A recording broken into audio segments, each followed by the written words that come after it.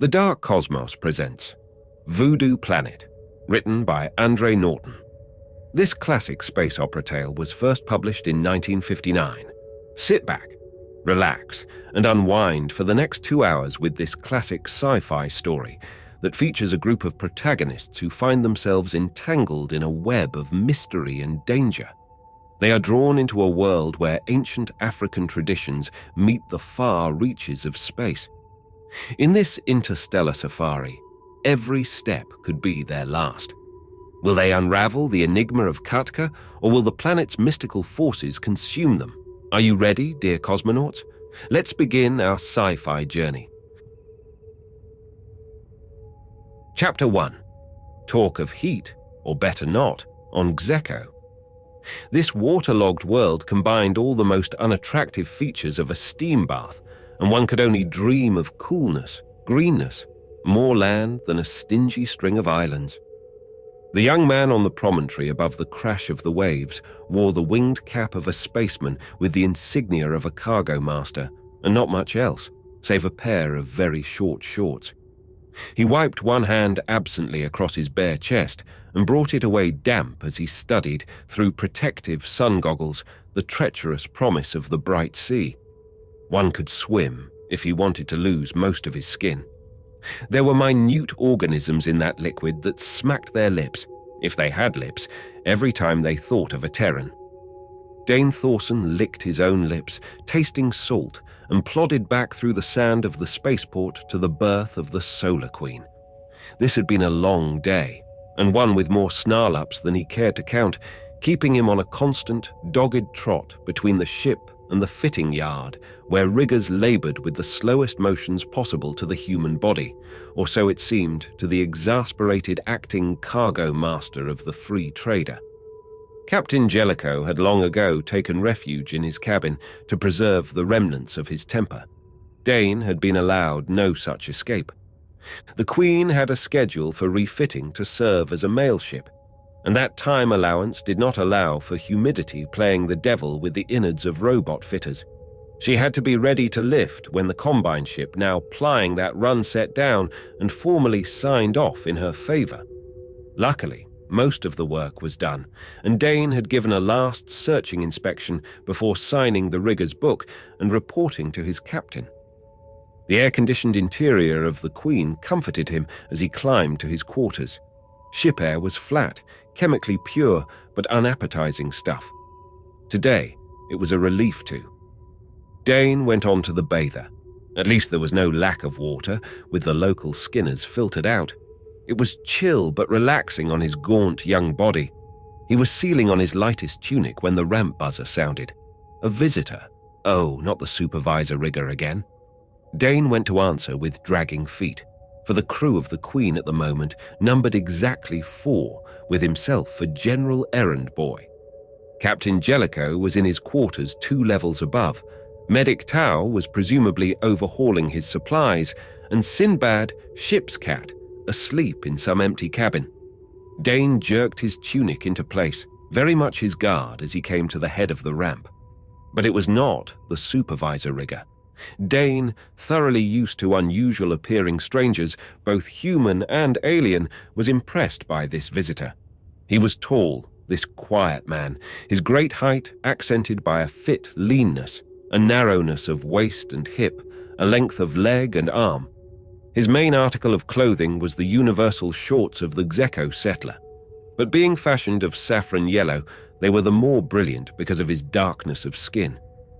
For he was not the warm brown of the Terran Negroes Dane had served beside, though he shared their general features. His flesh was really black with an almost bluish sheen. Instead of shirt or tunic, his deep chest was crossed by 2 wide straps, the big medallion marking their intersection, giving forth flashes of gem fire when he breathed. He wore at his belt not the standard stun gun of a spaceman, but a weapon which resembled the more deadly patrol blaster, as well as a long knife housed in a jeweled and fringed sheath. To the eye, he was an example of barbaric force tamed and trimmed to civilized efficiency.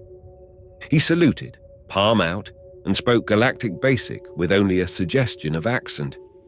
I am Court Asaki. I believe Captain Jellico expects me." "Sir," Dane snapped to attention. So this was the chief ranger from fabulous Khatka, Zeko's sister planet. The other ascended the cat ladder easily, missing no detail of the ship's interior as he passed. His expression was still one of polite interest as his guide rapped on the paneled door of Jellico's cabin, and a horrible screech from Queeks, the captain's pet hoobat, drowned out any immediate answer. Then followed that automatic thump on the floor of the blue-feathered crab-parrot toad's cage, announcing that its master was in residence. Since the captain's cordial welcome extended only to his guest, Dane regretfully descended to the mess cabin to make unskilled preparations for supper, though there was not much you could do to foul up concentrates in an automatic cooker. "Company?" Tao sat beyond the cooking unit, nursing a mug of Terran coffee. "And do you have to serve music with the meals, especially that particular selection?" Dane flushed, stopped whistling in mid-note. Bound was old and pretty well worn out. He didn't know why he always unconsciously sounded off with that. "A chief ranger from Khatka just came on board," he reported, carefully offhand, as he busied himself reading labels. He knew better than to serve fish or any of its derivatives in disguise again. "Khatka!" Tao sat up straighter. "Now there's a planet worth." "Not on a free trader's pay," commented Dane. "You can always hope to make a big strike, boy, but what I wouldn't give to lift ship for there." "Why? You're no hunter. How come you want to heat jets for that port?" "Oh, I don't care about the game preserves, though they're worth seeing too. It's the people themselves. But they're Terran settlers, or at least from Terran stock, aren't they?" "Sure." Tao sipped his coffee slowly. "But there are settlers and settlers, son, and a lot depends upon when they left and why and who they were, also what happened to them after they landed out here. And Khatkans are really special. Well, they have an amazing history. The colony was founded by escaped prisoners and just one racial stock. They took off from Earth close to the end of the Second Atomic War. That was a race war, remember, which made it doubly ugly." Tao's mouth twisted in disgust, as if the color of a man's skin makes any difference in what lies under it. One side in that lineup tried to take over Africa, herded most of the natives into a giant concentration camp, and practiced genocide on a grand scale. Then they were cracked themselves, hard and heavy. During the confusion, some survivors in the camp staged a revolt, helped by the enemy. They captured an experimental station hidden in the center of the camp and made a break into space in 2 ships which had been built there. That voyage must have been a nightmare, but they were desperate. Somehow, they made it out here to the rim and set down on Khatka without power enough to take off again, and by then, most of them were dead. But we humans, no matter what our race, are a tough breed. The refugees discovered that climatically, their new world was not too different from Africa, a lucky chance which might happen only once in 1,000 times, so they thrived, the handful who survived. But the white technicians they had kidnapped to run the ships didn't, for they set up a color bar in reverse. The lighter your skin, the lower you were in the social scale. By that kind of selective breeding, the present Khatkans are very dark indeed. They reverted to the primitive for survival. Then, about 200 years ago, long before the first survey scout discovered them, something happened. Either the parent race mutated, or, as sometimes occurs, a line of people of superior gifts emerged. Not in a few isolated births, but with surprising regularity in 5 family clans. There was a short period of power struggle until they realized the foolishness of civil war and formed an oligarchy, heading a loose tribal organization. With the 5 families to push and lead, a new civilization developed, and when survey came to call, they were no longer savages. Combine bought the trade rights about 75 years ago. Then the company and the 5 families got together and marketed a luxury item to the galaxy. You know how every superjet big shot on 25 planets wants to say he's hunted on Khatka. And if he can point out a head on his wall or wear a tail bracelet, he's able to strut with the best. To holiday on Khatka is both fabulous and fashionable, and very, very profitable for the natives and for Combine, who sells transportation to the travelers. I hear they have poachers too, Dane remarked. Yes, that naturally follows. You know what a glam skin brings on the market. Wherever you have a rigidly controlled export, you're going to have poachers and smugglers. But the patrol doesn't go to Khatka. The natives handle their own criminals. Personally, I'd cheerfully take a 99-year sentence in the lunar mines in place of what the Khatkans dish out to a poacher they net. So that rumor has spread satisfactorily. Coffee slopped over the brim of Tao's mug, and Dane dropped the packet of steak concentrate he was about to feed into the cooker. Chief Ranger Asaki loomed in the doorway of the mess as suddenly as if he had been to that point. The medic arose to his feet and smiled politely at the visitor. Do I detect in that observation, sir, the suggestion that the tales I have heard were deliberately set to blast where they would do the most good as deterrence? A fleeting grin broke the impassive somberness of the black face. I was informed you are a man skilled in magic, medic. You certainly display the traditional sorcerer's quickness of wit, but this rumor is also truth. The quirk of good humor had gone again, and there was an edge in the Chief Ranger's voice which cut. Poachers on Khatka would welcome the patrol in place of the attention they now receive. He came into the mess cabin, Jellico behind him, and Dane pulled down 2 of the snap seats. He was holding a mug under the spout of the coffee dispenser as the captain made introductions. Thorson, our acting cargo master. Thorson, the Khatkan acknowledged with a grave nod of his head, and then glanced down to floor level with a look of surprise. Weaving a pattern about his legs, purring loudly, Sinbad was offering an unusually fervent welcome of his own. The ranger went down on one knee, his hand out for Sinbad's inquiring sniff. Then the cat butted that dark palm, batted at it playfully with claw-sheathed paw. A Terran cat? It is of the lion family? Far removed, Jellico supplied. You'd have to add a lot of bulk to promote him to the lion class. We have only the old tales. Asaki sounded almost wistful as the cat jumped to his knee and clawed for a hold on his chest belts. But I do not believe that lions were ever so friendly toward my ancestors. Dane would have removed the cat, but the Khatkan arose with Sinbad, still purring loudly, resting in the crook of his arm. The ranger was smiling with a gentleness which changed the whole arrogant cast of his countenance. Do not bring this one to Khatka with you, Captain, or you will never take him away again. Those who dwell in the inner courts would not let him vanish from their sight. Ah, so this pleases you, small lion. He rubbed Sinbad gently under the throat, and the cat stretched his neck, his yellow eyes half closed in bliss. Thorson, the captain turned to Dane. That arrival report on my desk was the final one from Combine. Yes, sir. There's no hope of the rover setting down here before that date. Asaki sat down, still holding the cat. So you see, Captain, fortune has arranged it all. You have 2 tens of days. 4 days to go in my cruiser, 4 days for your return here, and the rest to explore the preserve. We could not ask for better luck, for I do not know when our paths may cross again.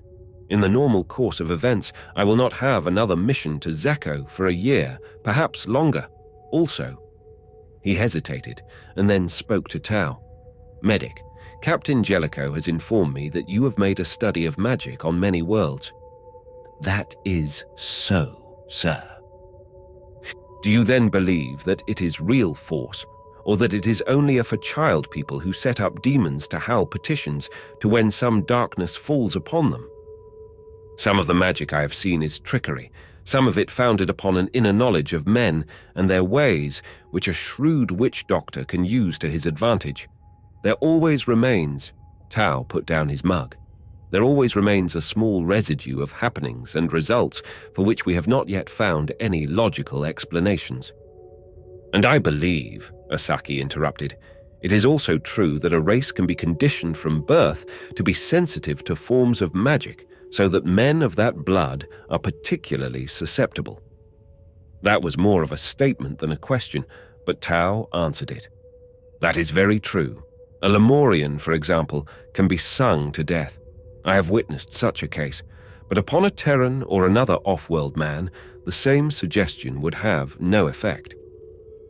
Those who settled Khatka brought such magic with them.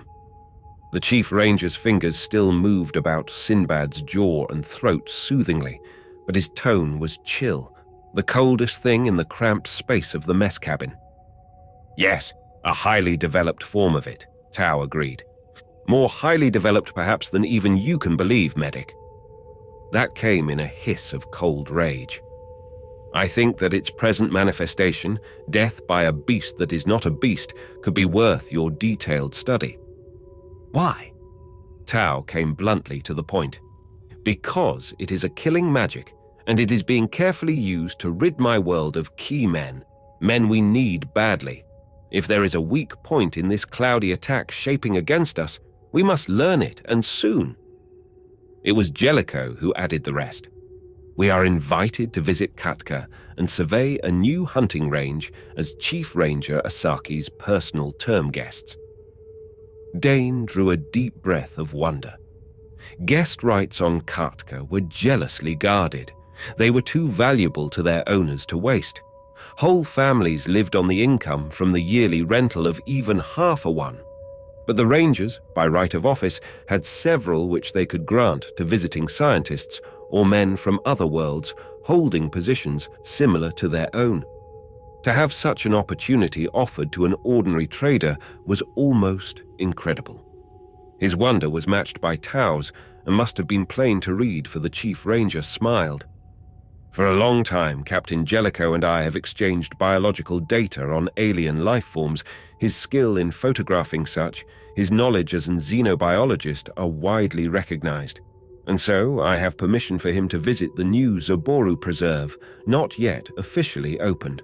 And you, Medic Tao, your help, or at least your diagnosis, we need in another direction.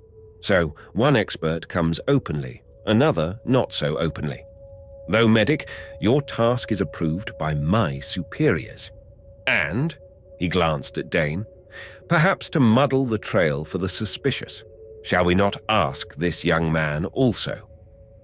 Dane's eyes went to the captain. Jellico was always fair, and his crew would have snapped into action on his word alone, even if they were fronting a rain of Thorkian death darts and that order was to advance. But on the other hand, Dane would never have asked a favor, and the best he hoped for was to be able to perform his duties without unfavorable comment upon their commission. He had no reason to believe Jellico was willing to agree to this. You have 2 weeks planetside leave coming, Thorson. If you want to spend it on Khatka. Jellico actually grinned then. I take it that you do. When do we upship, sir? You said that you must wait for the return of your other crew members. Shall we say mid-afternoon tomorrow? The Chief Ranger stood up and put Sinbad down, though the cat protested with several sharp meows. Small lion, the tall Khatkan spoke to the cat as to an equal. This is your jungle, and mine lies elsewhere. But should you ever grow tired of traveling the stars, there is always a home for you in my courts. When the Chief Ranger went out the door, Sinbad did not try to follow, but he uttered one mournful little cry of protest and loss. So he wants a troubleshooter, does he? Tao asked. All right, I'll try to hunt out his goblins for him. It'll be worth that to visit Khatka. Dane, remembering the hot glare of the Zeko spaceport the sea one could not swim in, contrasted that with the trides he had seen of the Green Hunter's paradise on the next planet of the system. Yes, sir, he echoed, and made a haphazard choice for the cooker. Don't be too light-hearted, Tao warned. I'll say that any stew which was too hot for that ranger to handle might give us burned fingers, and quick. When we land on Khatka, walk softly and look over your shoulder and be prepared for the worst. Chapter 2. Lightning played along the black ridges above them, and below was a sheer drop to a river which was only a silver thread. Under their boots, man-made and yet dominating the wildness of jungle and mountain, was a platform of rock slabs fused to support a palace of towering yellow-white walls and curved cups of domes, a palace which was also half fortress, half frontier post. Dane set his hands on the parapet of the river drop, blinked as a lightning bolt crackled in a sky-splitting glare of violet fire. This was about as far from the steaming islands of Zekko as a man could imagine. "The demon Graz prepare for battle." Asaki nodded toward the distant crackling. Captain Jellico laughed. "Supposed to be whetting their tusks, eh? I wouldn't care to meet a Graz that could produce such a display by mere tusk whetting." "No, but think of the reward for the tracker who discovers where such go to die. To find the graveyard of the Graz herds would make any man wealthy beyond dreams." "How much truth is there in that legend?" Tao asked. The chief ranger shrugged. "Who can say? This much is true. I have served my life in the forests since I could walk. I have listened to the talk of trackers, hunters, rangers in my father's courtyards and field camps since I could understand their words. Yet never has any man reported the finding of a body of a Graz that died a natural death. The scavengers might well account for the bulk of flesh, but the tusks and the bones should be visible for years. And this too I have seen with my own eyes. A Graz close to death, supported by two of its kind and being urged along to the big swamps. Perhaps it is only that the suffering animal longs for water at its end, or perhaps in the heart of that morass there does lie the Grey's graveyard. But no man has found a naturally dead Graz, nor has any returned from exploring the big swamps. Lightning on peaks which were like polished jet, bare rock above, the lush overgrowth of jungle below. And between, this fortress held by men who dared both the heights and the depths. The wildly burgeoning life of Khatka had surrounded the off-worlders since they had come here. There was something untamable about Khatka. The lush planet lured and yet repelled at the same time. "Zobaru far from here?" The chief ranger pointed north in answer to the captain's question. "About 100 leagues. It is the first new preserve we have prepared in 10 years, and it is our desire to make it the best for Tri-D hunters. That is why we are now operating taming teams." "Taming teams?" Dane had to ask. The chief ranger was ready enough to discuss his project. "Zobaru is a no-kill preserve. The animals, they come to learn that after a while. But we cannot wait several years until they do, so we make them gifts." He laughed, evidently recalling some incident.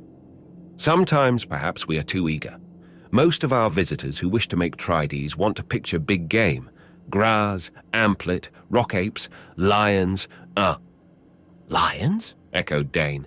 "Not Terran lions, no, but my people, when they landed on Khatka, found a few animals that reminded them of those they had always known, so they gave those the same names. A Khatkan lion is furred. It is a hunter and a great fighter, but it is not the cat of terror. However, it is in great demand as a Tri-D actor, so we summon it out of lurking by providing free meals. One shoots a polly, a water rat, or a landeer and drags the carcass behind a low-flying flitter. The lion springs upon the moving meat, which it can also scent, and the rope is cut, leaving a free dinner. The lions are not stupid. In a very short time, they connect the sound of a flitter cutting the air with food, so they come to the banquet, and those on the flitter can take their Tri-D shots at ease. Only there must also be care taken in such training. One forest guard on the Komog Preserve became too enterprising. He dragged his kill at first. Then, to see if he could get the lions to forget man's presence entirely, he hung the training carcasses on the flitter, encouraging them to jump for their food. For the guard, that was safe enough, but it worked too well. A month or so later, a hunter was escorting a client through Komog, and they swung low to get a good picture of a water rat emerging from the river. Suddenly, there was a snarl behind them, and they found themselves sharing the flitter with a lioness, annoyed at finding no meat waiting on board. Luckily, they both wore stars belts, but they had to land the flitter and leave until the lioness wandered off, and she seriously damaged the machine in her irritation. So now our guards play no more fancy tricks while on taming runs. Tomorrow. No, he corrected himself. The day after tomorrow I will be able to show you how the process works. And tomorrow? Inquired the captain. Tomorrow my men make hunting magic. Asaki's voice was expressionless. Your chief witch doctor being? Questioned Tao. Lumbrilo. The chief ranger did not appear disposed to add to that, but Tao pursued the subject. His office is hereditary? Yes. Does that make any difference? For the first time, there was a current of repressed eagerness in the other's tone. Perhaps a vast amount of difference, Tao replied. A hereditary office may carry with it two forms of conditioning, one to influence its holder, one to affect the public at large. Your Lumbrilo may have come to believe deeply in his own powers. He would be a very man if he did not. It is almost certain that your people unquestionably accept him as a worker of wonders. They do so accept. Once more Asaki's voice was drained of life. And Lumbrilo does not accept something you believe necessary? Again the truth, medic. Lumbrilo does not accept his proper place in the scheme of things.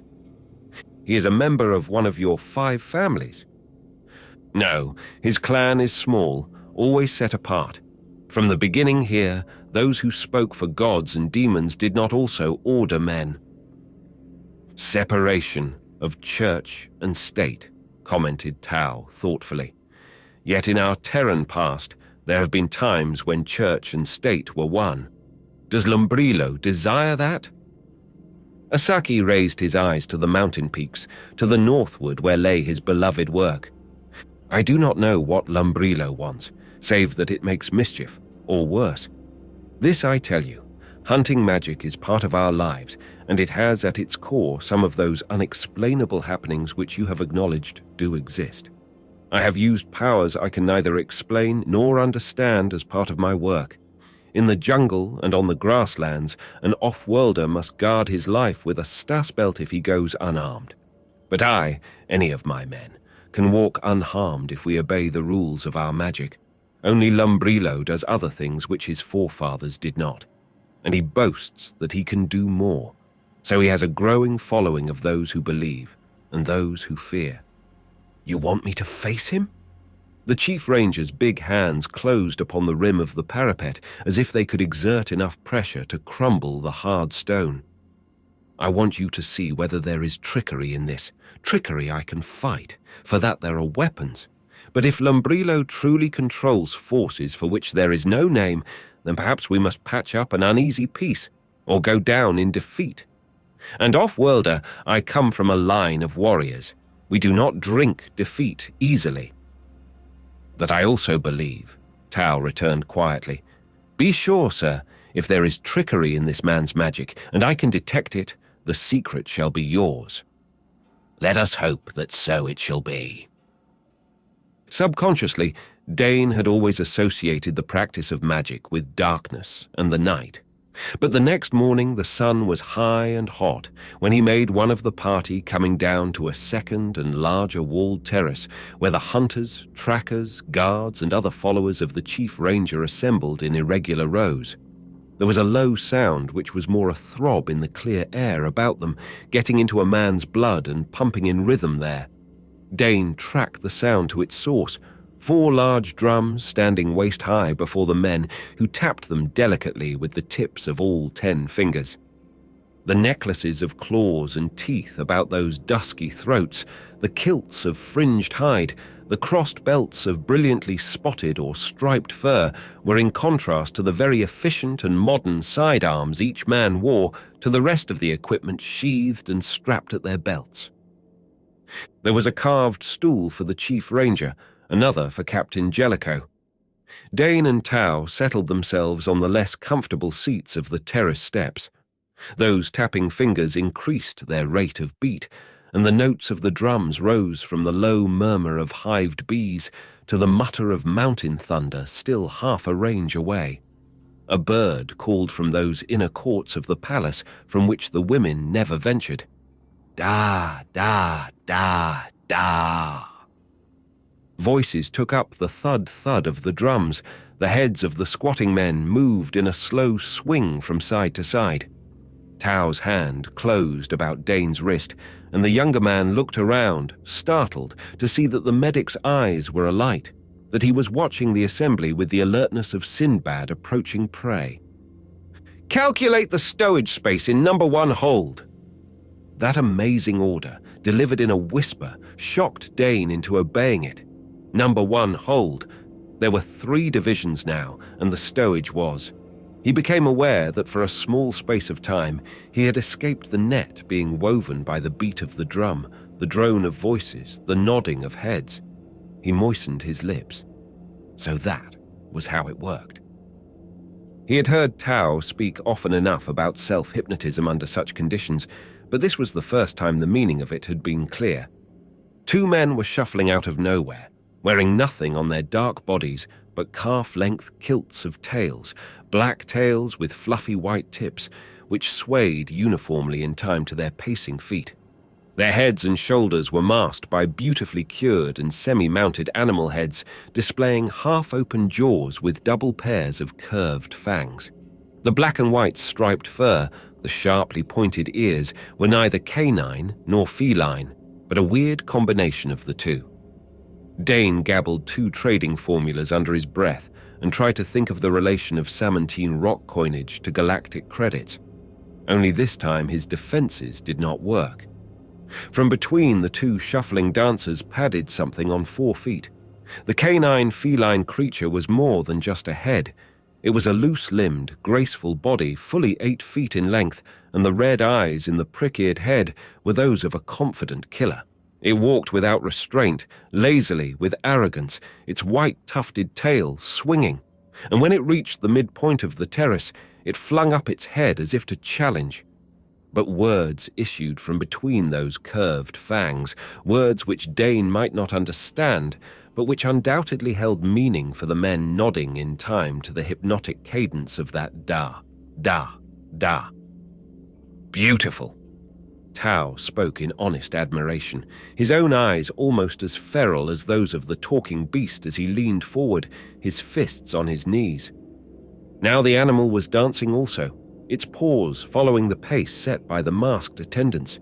It must be a man in an animal skin. But Dane could hardly believe that. The illusion was too perfect. His own hands went to the knife sheath at his belt. Out of deference to local custom, they had left their stun rods in the palace, but a belt knife was an accepted article of apparel. Dane slid the blade out surreptitiously, setting its point against the palm of his hand and jabbing painfully. This was another of Tao's answers for breaking a spell. But the white and black creature continued to dance. There was no blurring of its body lines into those of a human being. It sang on in a high-pitched voice, and Dane noted that those of the audience nearest the stools where Asaki and the captain were seated now watched the chief ranger and the space officer. He felt Tao tense beside him. Trouble coming. The warning from Tao was the merest thread of sound. Dane forced himself to look away from the swaying cat dog, to watch instead the singers who were now furtively eyeing their lord and his guest. The Terran knew that there were feudal bonds between the ranger and his men. But suppose this was a showdown between Lumbrilo and Asaki, whose side would these men take? He watched Captain Jellico's hand slide across his knee, his fingers drop in touching distance of knife hilt, and the hand of the chief ranger, hanging lax at his side, suddenly balled into a fist. "So!" Tao expelled the word as a hiss. He moved with sure-footed speed. Now he passed between the stools to confront the dancing cat dog. Yet he did not look at that weird creature and its attendants. Instead, his arms were flung high as if to ward off, or perhaps welcome, something on the mountainside as he shouted, "Hodi el Dama! Hodi!" As one, those on the terrace turned, looked up toward the slope. Dane was on his feet, holding his knife as he might a sword. Though of what use its puny length would be against that huge bulk, moving in slow majesty toward them, he did not try to think. Grey-dark trunk curled upward between great ivory tusks. Ears went wide as ponderous feet crunched volcanic soil. Tao moved forward, his hands still upraised, clearly in greeting. That trunk touched skyward as if in salute to the man who could be crushed under 1 foot. "Hodi Eldama!" For the second time, Tao hailed the monster elephant, and the trunk raised in silent greeting from one lord of an earth to another he recognized as an equal. Perhaps it had been 1,000 years since man and elephant had stood so, and then there had been only war and death between them. Now there was peace and a current of power flowing from one to the other. Dane sensed this, saw the men on the terrace likewise drawing back from the unseen tie between the medic and the bull he had so clearly summoned. Then Tao's upheld hands came together in a sharp clap, and men held their breath in wonder. Where the great bull had stood, there was nothing except rocks in the sun. As Tao swung around to face the cat dog, that creature had no substance either, for he fronted no animal but a man, a small, lean man whose lips wrinkled back from his teeth in a snarl. His attendant priests fell back, leaving the spaceman and the witch doctor alone. "Lumbrilo's magic is great," Tao said evenly. "I hail Lumbrilo of Khatka." His hand made the open-palmed salute of peace. The snarl faded as the man brought his face under control. He stood naked, but he was clothed in inherent dignity. And there was power with that dignity, power and a pride before which even the more physically impressive Chief Ranger might have to give place. "You have magic also, Outlander," he replied. "Where walks this long-toothed shadow of yours now?" "Where once the men of Khatka walked, Lumbrilo, for it was men of your blood who long past hunted this shadow of mine and made its body their prey. So that it now might have a blood debt to settle with us, Outlander. That you said, 'Not I, man of power. You have shown us one beast, I have shown another. Who can say which of them is stronger when it issues forth from the shadows?'" Lumbrilo pattered forward, his bare feet making little sound on the stones of the terrace. Now he was only an arm's length away from the medic. "You have challenged me, off-world man." Was that a question or a statement? Dane wondered. "Why should I challenge you, Lumbrilo? To each race its own magic. I come not to offer battle." His eyes held steady with the Khatkans. "You have challenged me." Lumbrilo turned away and then looked back over his shoulder. "The strength you depend upon may become a broken staff, off-worlder. Remember my words in the time when shadows become substance, and substance the thinnest of shadows." Chapter 3. You are truly a man of power. Tao shook his head in answer to that outburst from Asaki. "Not so, sir. Your Lumbrilo is a man of power. I drew upon his power, and you saw the results." "Deny it not! What we saw never walked this world." Tao slung the strap of a trail bag over his shoulder. "Sir, once men of your blood, men who bred your race, hunted the elephant. They took his tusks for their treasure, feasted upon his flesh. Yes, and died beneath the trampling of his feet when they were unlucky or unwary. So there is that within you, which can even now be awakened to remember Eldama in his might when he was king of the herd and need fear nothing save the spears and cunning of small, weak men. Lumbrilo had already awakened your minds to see what he willed you to see." "How does he do this?" asked the other simply. "Is it magic that we see not Lumbrilo but a lion before us?" "He his spell with the drums, with the chant, by the suggestion his mind imposes upon yours. And having woven his spell, he cannot limit it to just the picture he suggests if ancient racial memories raise another. I merely use the tools of Lumbrilo to show you yet another picture your people once knew well, and in so doing made an enemy." Asaki stood before a rack of very modern weapons. Now he made his selection, a silver tube with a stock curved to fit a man's shoulder. "Lumbrilo will not forget." Tao laughed shortly. "No, but then I have merely done as you wished, have I not, sir? I have focused on myself the enmity of a dangerous man, and now you hope I shall be forced, in self-defense, to remove him from your path." The Khatkan turned slowly, resting the weapon across his forearm. "I do not deny that, spaceman. Then matters here are indeed serious." "They are so serious," Asaki interrupted, speaking not only to Tao, but to the other off-worlders as well, that what happens now may mean the end of the Khatka that I know. Lumbrilo is the most dangerous game I have faced in a lifetime as a hunter. He goes, or we draw his fangs, or else all that I am, all I have labored here to build, will be swept away. To preserve this, I will use any weapon. And I am now your weapon, which you hope will be as successful as that needler you're carrying." Tao laughed again, without much humor. "Let us hope I shall prove as effective." Jellico moved out of the shadows. It was just after dawn, and the grayness of the vanishing night still held in the corners of the armory. Deliberately, he took his own stand before the arms racks and chose a short-barreled blaster. Only when its butt was cupped in his hand did he glance at his host. "We came guesting, Asaki. We have eaten salt and bread under this roof."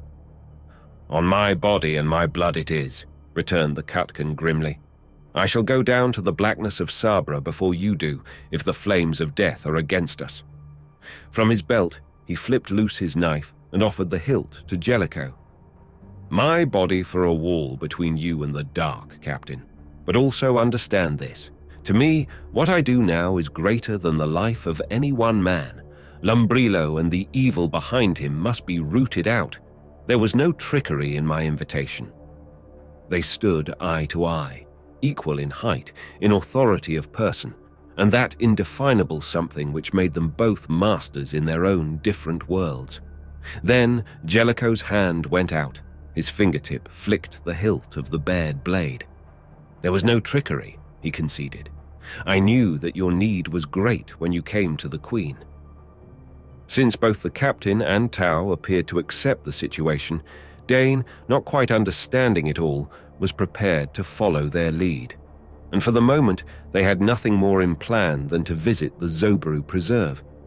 They went by Flitter, Asaki, one of his hunter pilots, and the three from the Queen, lifting over the rim of mountains behind the fortress palace and speeding north with the rising sun a flaming ball to the east. Below, the country was stark, rocks and peaks, deep purple shadows marking the veins of crevices.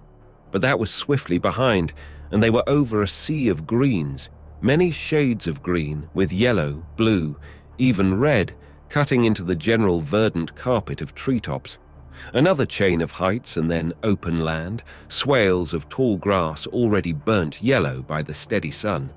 There was a river here, a crazy, twisted stream coiling nearly back upon itself at times. Once more broken land, land so ravished by prehistoric volcanic action that it was a grotesque nightmare of erosion-whittled outcrops and mesas. Asaki pointed to the east. There was a dark patch widening out into a vast wedge.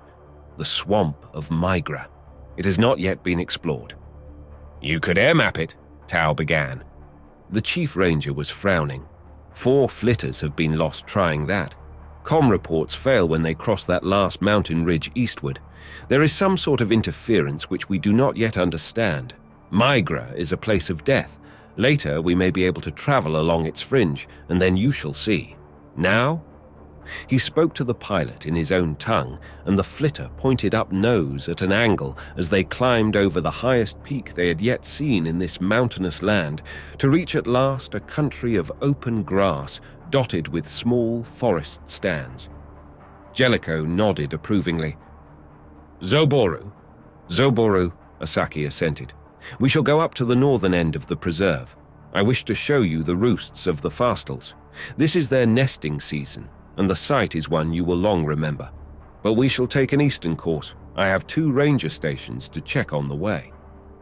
It was after they left the second station that the flitter swung farther out eastward, again climbing over the chain of heights to sight one of the newly discovered wonders the staff at the last station had reported, a crater lake. And the flitter skimmed down across water which was a rich emerald in hue, filling the crater from one rock wall to the other with no beach at the foot of those precipitant cliffs. As the machine arose to clear the far wall, Dane tensed.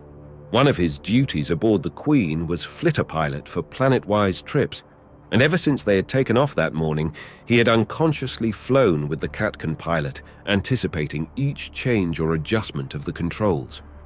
Now he felt that sluggish response to the other's lift signal, and instinctively his own hand went out to adjust a power feed lever. They made the rise, were well above the danger of the cliff wall, but the machine was not responding properly. Dane did not need to watch the pilot's swiftly moving hands to guess that they were in trouble, and his slight concern deepened into something else as the flitter began to drop nose again. In front of him, Captain Jellico shifted uneasily, and Dane knew that he too was alerted. Now the pilot had plunged the power adjuster to the head against the control board, but the nose of the flitter acted as if it were overweighted or magnetically attracted by the rocks below. The best efforts of the man flying it could not keep it level. They were being drawn earthward, and all the pilot could do only delayed the inevitable crack-up. The Khatkan was turning the machine north to avoid what lay below, for here a long arm of the Migra swamp clasped about the foot of the mountain. The chief ranger spoke into the mic of the comm unit while the pilot continued to fight against the pull which was bringing them down. Now, the small machine was below the level of the volcanic peak which cradled the lake, and the mountain lay between them and the preserve. Asaki gave a muffled exclamation, slapped the comm box, spoke more sharply into the mic. It was apparent he was not getting the results he wanted. Then, with a quick glance about, he snapped an order. "Strap in!" His Terran companions had already buckled the wide webbing belts intended to save them from crash shock. Dane saw the pilot push the button to release fend cushions. In spite of his pounding heart, a small fraction of his brain recognized the other's skill as the Khatkan took a course to bring them down on a relatively level patch of sand and gravel. Dane raised his head from the shelter of his folded arms. The chief ranger was busy with the pilot, who lay limply against the controls. Captain Jellico and Tau were already pulling at the buckles of their protective crash belts. But one look at the front of the flitter told Dane that it would not take to the air again without extensive repairs. Its nose was bent up and back, obscuring the forward view completely. However, the pilot had made a miraculously safe landing, considering the terrain. 10 minutes later, the pilot restored to consciousness, and the gash in his head bandaged. They held a council of war. The comm was off too. I did not have a chance to report before the crash. Asaki put the situation straightly. And our exploring parties have not yet mapped this side of the range. It has a bad reputation because of the swamp. Jellico measured the heights now to their west with resigned eyes. "Looks as if we climb." "Not here," the chief ranger corrected him. "There is no passing through the Crater Lake region on foot. We must travel south along the edge of the mountain area until we do find a scalable way into the preserve region." "You seem very certain we are not going to be rescued if we stay right here," Tau observed. "Why?" "Because I'm inclined to believe that any flitter that tries to reach us may run into the same trouble. Also, they have no comm fix on us. It will be at least a day or more before they will even begin to count us missing, and then they will have the whole northern portion of the preserve to comb. There are not enough men here. I can give you a multitude of reasons, medic." "One of which might be sabotage," demanded Jellico. Asaki shrugged. "Perhaps. I'm not loved in some quarters, but there may also be something fatal to flitters here as there is over Migra. We thought the Crater Lake district safely beyond the swamp influence, but it may not be so." "But you took the chance of traveling over it," Dane thought, though he did not comment aloud. Was this another of the chief ranger's attempts to involve them in some private trouble of his own? Though to deliberately smash up a flitter and set them all afoot in this wilderness was a pretty drastic move.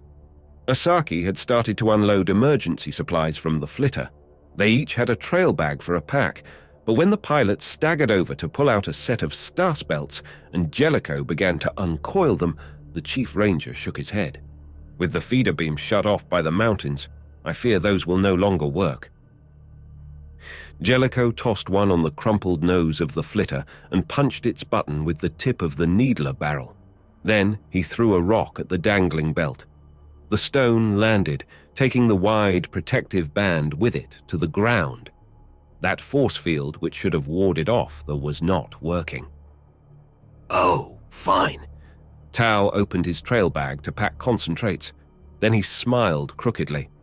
"We aren't signed in for killing licenses, sir. Do you pay our fines if we are forced to shoot a hole through something that disputes the right of way?" To Dane's surprise, the Chief Ranger laughed. "You are off preserve now, Medic Tao.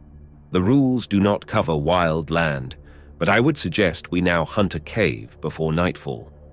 "Lions?" asked Jellico. Dane, remembering the black and white beast Lumbrilo had presented, did not enjoy that thought. They had, his gaze went from man to man checking weapons, the needler Asaki carried, and another the pilot had slung by its carrying strap over his shoulder. Tao and the captain both were armed with blasters, and he had a fire ray and a force blade, both considered small arms, but deadly enough, perhaps even to dampen a lion's enthusiasm for the chase. "Lions, Graz. Rock apes," Asaki fastened the mouth of his trail bag. "All are hunters or killers. The Graz send out scouts, and they are big and formidable enough to have no enemies. Lions hunt with intelligence and skill. Rock apes are dangerous, but luckily they cannot keep silent when they scent their prey and so give one warning." As they climbed up slope from the flitter, Dane, looking back, saw that perhaps Asaki was right in his belief that they had better try to help themselves rather than wait for rescue. Putting aside the excuse of fearing another crack-up, the wrecked flitter made no outstanding mark on the ground. The higher the way climbed, the less it could be distinguished from the tumble of rocks about it. He had lagged a little behind, and when he hurried to catch up, found Jellico standing with his distance vision lenses to his eyes, directing them toward that shadow marking the swamp. As the younger spaceman reached him, the captain lowered the glasses and spoke. "Take your knife, Thorson, and hold it close to that rock, over there." He pointed to a rounded black knob protruding from the soil a little off their path. Dane obeyed, only to have the blade jerk in his hand, and when he loosened his hold in amazement, the steel slapped tight against the stone. "Magnetic?" "Yes, which might explain our crash. Also this." Jellico held out a field compass to demonstrate that its needle had gone completely mad. "We can use the mountain range itself for a guide," Dane said with more confidence than he felt. "True enough, but we may have trouble when we head west again." Jellico let the lenses swing free on their cord about his neck. "If we were wrecked on purpose," his mouth tightened and the old blaster burn on his cheek stretched as did his jaw set, "then someone is going to answer a lot of questions, and fast." "The Chief Ranger, sir?" "I don't know. I just don't know." The captain grunted as he adjusted his pack and started on. If fortune had failed them earlier, she smiled on them now. Asaki discovered a cave before sundown, located not too far from a mountain stream. The ranger sniffed the air before that dark opening as the hunter pilot shed his equipment and crept forward on his hands and knees, his head up and his nostrils expanding as he too tested the scent from the cave mouth. Scent? It was closer to a stench, and one ripe enough to turn the stomach of an off-worlder. But the hunter glanced back over his shoulder and nodded reassuringly. "Lion, but old, not here within 5 days at least." "Well enough, and even old lion scent will keep away rock apes. We'll clean some and then we can rest undisturbed," was his superior's comment. The cleaning was easy, for the brittle bedding of dried bracken and grass the beast had left burned quickly, cleansing with both fire and smoke.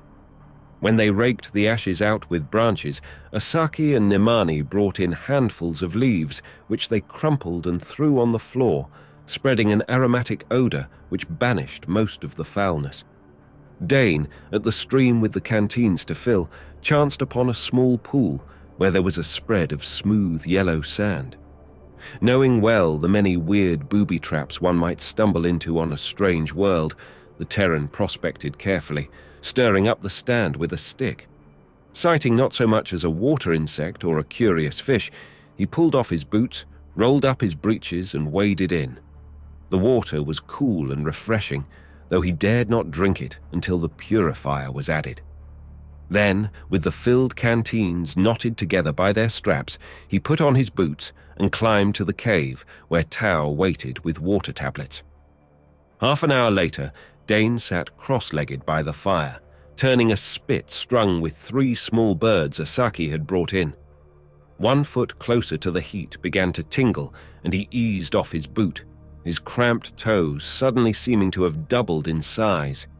He was staring wide-eyed at these same toes, puffed, red, and increasingly painful to the touch, when Nemani squatted beside him, inspected his foot closely, and ordered him to take off his other boot. "What is it?" Dane found that shedding the other boot was a minor torture in itself. Nemani was cutting tiny splinters, hardly thicker than a needle, from a stick. "Sandworm lays eggs in flesh. We burn them out, or you have bad foot." "Burn them out!" Dane echoed, and then swallowed as he watched Nemani advance a splinter to the fire. "Burn them," the Khatkan repeated firmly. "Burn tonight, hurt some tomorrow. All well soon.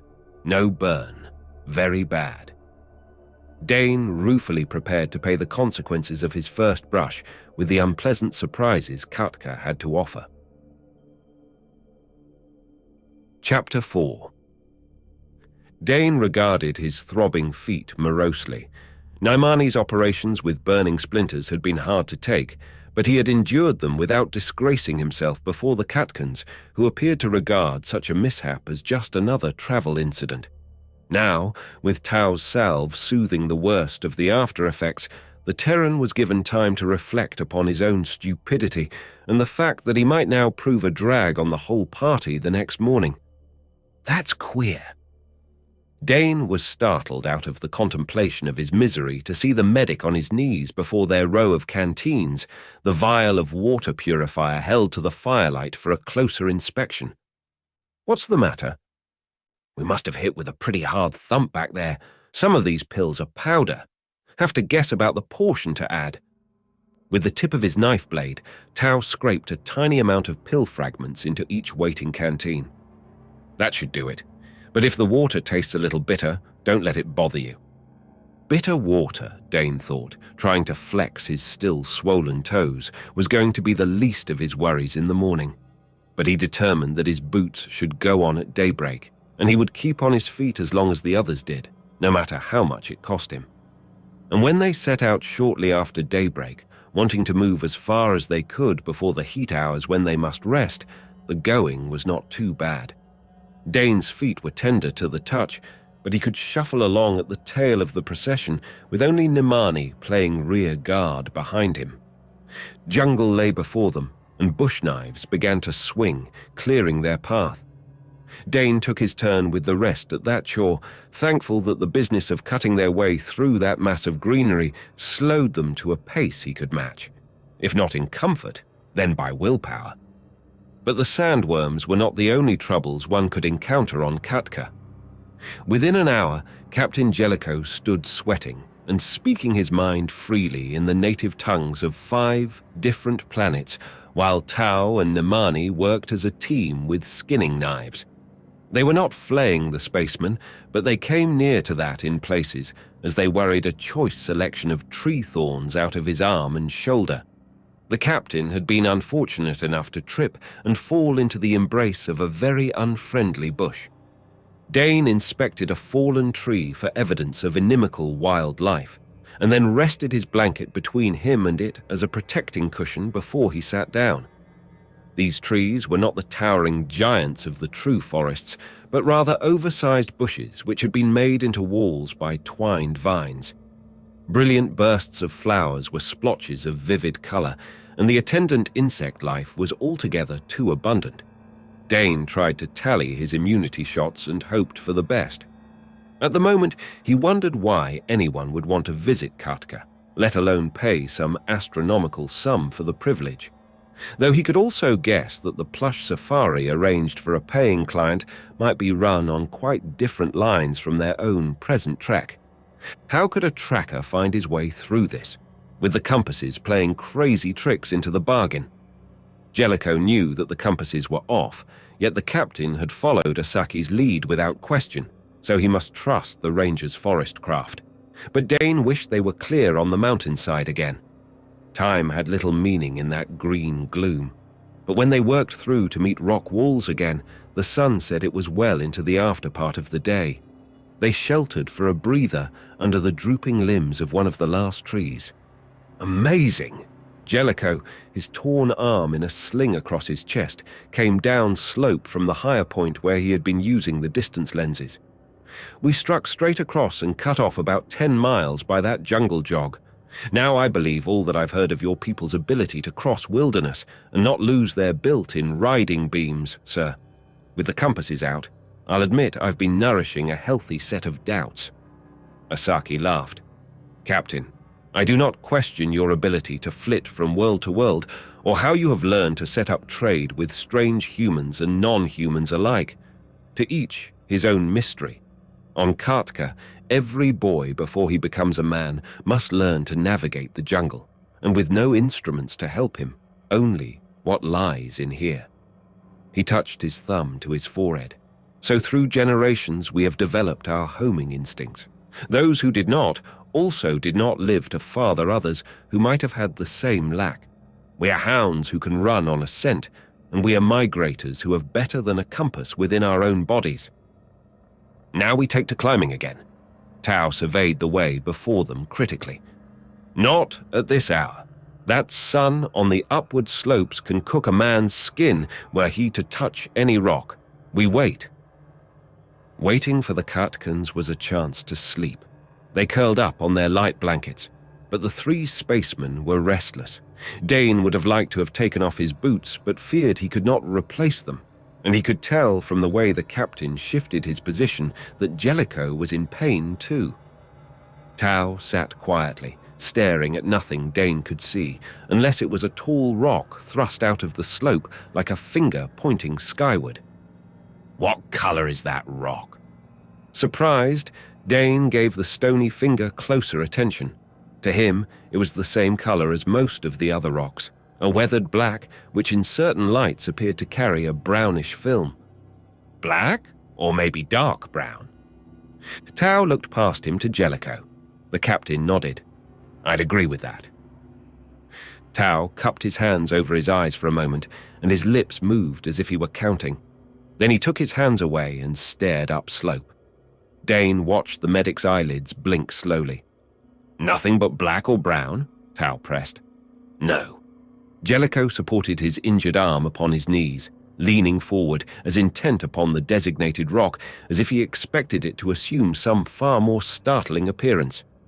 Queer, Tao said to himself, and then added briskly, You're right, of course. That sun can play tricks with one's eyes.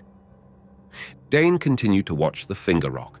Maybe strong sunlight could play tricks, but he could see nothing odd about that rough lump. And since the captain asked no questions of Tao, he did not quite want to either.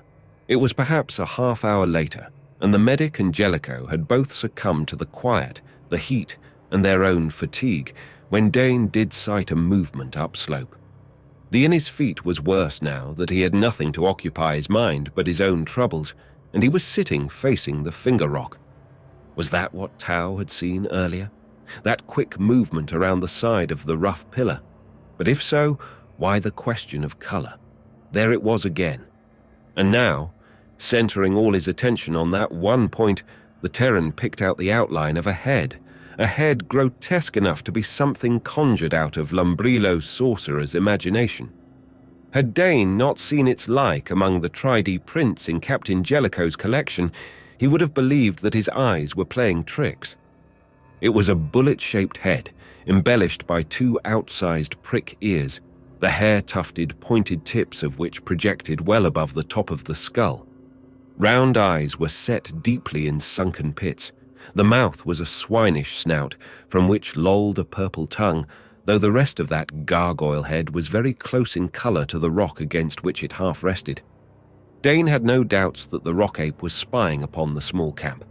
Having heard tales of those semi-intelligent animals, the most intelligent native creatures of Khatka, most of which were concerned with their more malignant characteristics, Dane was alarmed. That lurker could be an advanced scout of some pack, and a pack of rock apes, if able to surprise their prey, were formidable opponents. Asaki stirred, sat up, and that round head above turned to follow the chief ranger's every move. Above, by the finger rock, to the right. Dane kept his voice close to a whisper. When he saw the sudden constriction of muscle across the Khatkan's bare shoulders, he knew that the other had heard and understood. Only, if Asaki had spotted the rock ape, he did not betray his knowledge. The Khatkan got lithely to his feet. Then one of those feet stirred Nemani into the instant wakefulness of the wilderness-trained man. Dane slid his hand about the bole of the tree and touched Jellico, watched the captain's grey eyes open with a similar awareness. Asaki picked up his needler. Weapon in hand, he whirled and fired almost in one connected movement. It was the fastest shot Dane had ever seen. The gargoyle head lifted away from the rock and then turned to one side as its body, somehow vaguely obscene in its resemblance to the human form, fell away to sprawl limply downslope. Though the dead rock ape had not had a chance to give tongue, there came a cry from above, a coughing, deep-throated hawking. Down the steep incline bumped a round white ball, bouncing past the tumbled carcass of the ape, sailing up into the air to strike and burst open a few feet away. Back! With one arm, Asaki sent Jellico, his nearest neighbor, tumbling back into the jungle. Then the chief ranger pumped a stream of needle rays into the remains of the ball. A shrill, sweet humming arose as red motes, vivid as molten copper in the sunlight, climbed on wings beating too fast to be seen. The debris of the nest smoked into nothing, but no needle ray could hope to stop all the poisonous army issuing forth from it, fighting mad to seek any warm-blooded creature within scenting distance. The men threw themselves into the brush, rolling in the thick mold of the vegetable decay on the ground, rubbing its moist plaster over their bodies in frantic haste. Red-hot fire, far worse than any of the splinter torment Dane had undergone the night before, pierced between his shoulders. He rolled on his back, shoving himself along, both to kill the fire wasp and coat the sting with cooling mold. Cries of pain told him that he was not the only sufferer, as all dug hands into the slimy stuff under them and slapped it over their faces and heads. "Apes!" That half-shout got through to alert the men on the jungle floor.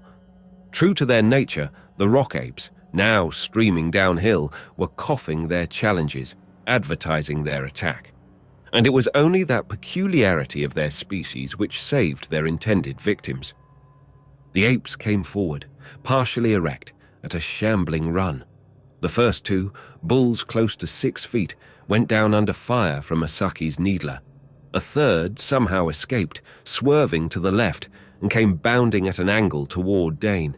The Terran jerked free his force blade as that swine snout split wide to show greenish tusks, and the horrible stench of the creature's body made him gasp.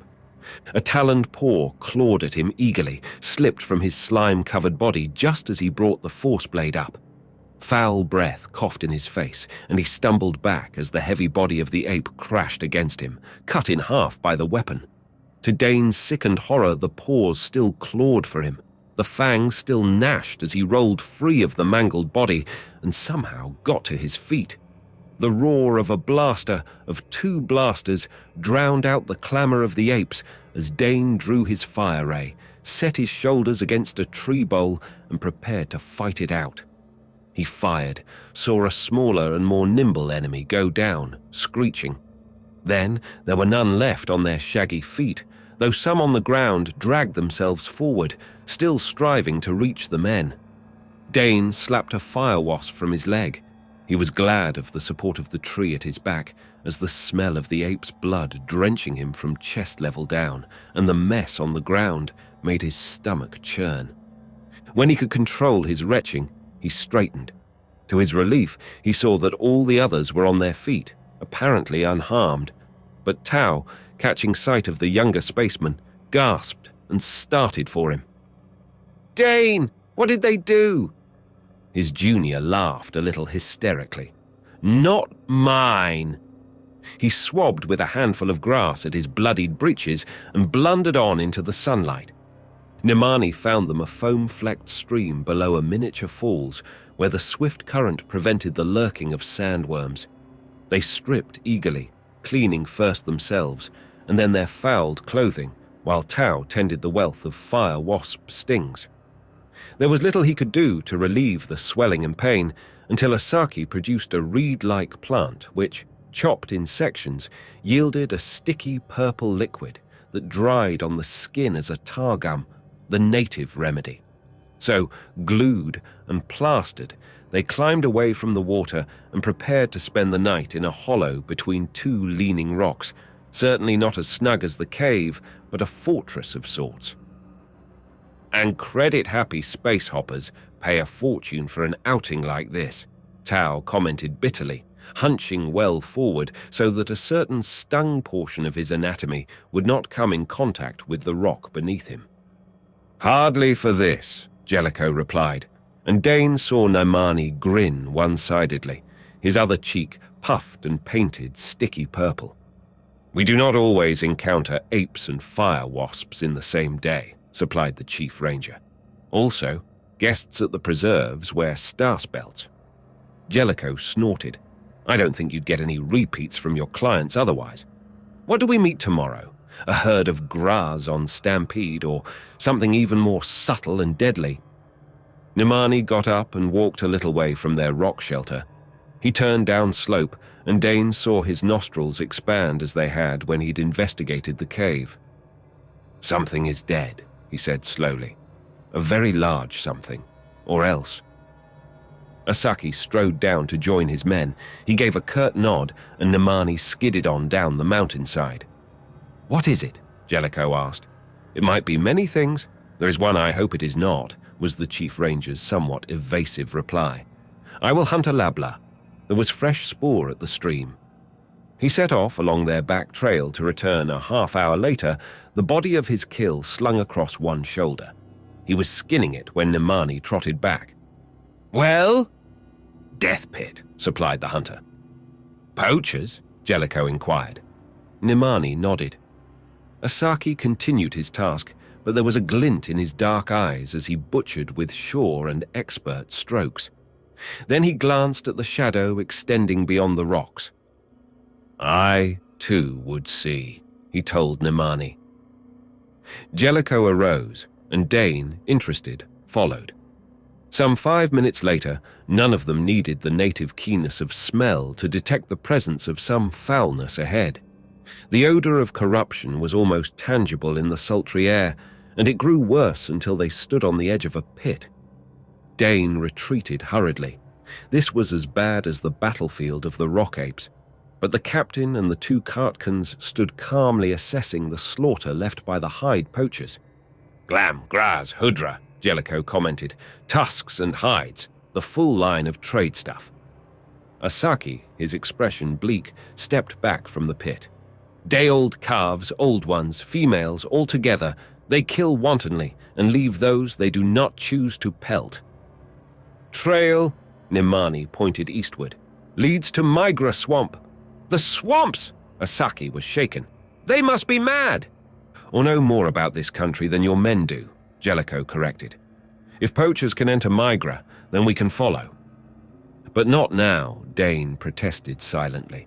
Certainly Asaki did not mean that they were to track outlaws into swamps the Khatkan had already labeled unexplored death traps. Chapter 5. Sitting up, Dane stared wide-eyed into the dark. A handful of glowing coals, guarded by rocks, was the center of their camp. He hunched up to that, hardly knowing why he moved. His hands were shaking, his skin damp with sweat no heat produced. Yet now that he was conscious of the night, the Terran could not remember the nightmare from which he had just awakened, though he was left with a growing apprehension which he could not define. What prowled out there in that dark? Walked the mountainside? Listened, spied, and waited. Dane half started to his feet as a form did move into the dim light of the fire. Tao stood there, regarding him with sober intensity. Bad dream? The younger man admitted to that with a nod, partly against his will. Well, you aren't the only one. Remember any of it? With an effort, Dane looked away from the encircling dark. It was as if the fear which had shaken him awake, now embodied, lurked right there. No. He rubbed sleep-smarting eyes. Neither did I, Tao remarked, but both of them must have been jet-powered. I suppose one could expect to have nightmares after yesterday. Dane advanced the logical explanation, yet at the same time something deep inside him denied every word of it. He had known nightmares before. None of them had left this aftertaste, and he wanted no return of sleep tonight. Reaching to the pile of wood, he fed the fire as Tao settled down beside him. There is something else, the medic began, and then fell silent. Dane did not press him. The younger man was too busy fighting a growing desire to whirl and aim the fire ray into that darkness, to catch in its withering blast that lurking thing. He could feel padded there, biding its time.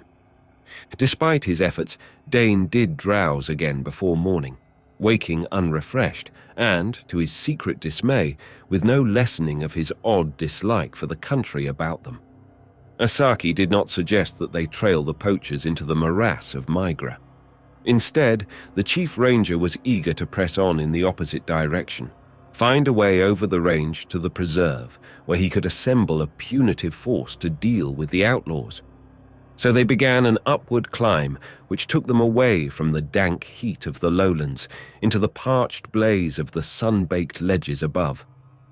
The sun was bright, far too bright, and there were few shadows left. Yet Dane, stopping to drink sparingly from his canteen, could not lose that sense of eyes upon him, of being tracked. Rock apes. Cunning as those beasts were, it was against their nature to trail in utter silence, to be able to carry through a long-term project. Lion, perhaps. He noted that Nemani and Asaki took turns at rear guard today, and that each was alert. Yet, oddly enough, none of them mentioned the uneasiness they must all share. They had a dry climb, finding no mountain stream to renew their water supply. All being experienced in wilderness travel, they made a mouthful of liquid go a long way. When the party halted slightly before midday, canteens were still half full. They jerked up, hands on weapons. A rock ape, its hideous body clearly seen here, capered, coughed, spat. Asaki fired from the hip, and the thing screeched, clawed at its chest where the dark blood spewed out, and raced for them. Nemani cut the beast down, and they waited tensely for the attack of the thing's tribe, which should have followed the abortive lunge on the part of their scout.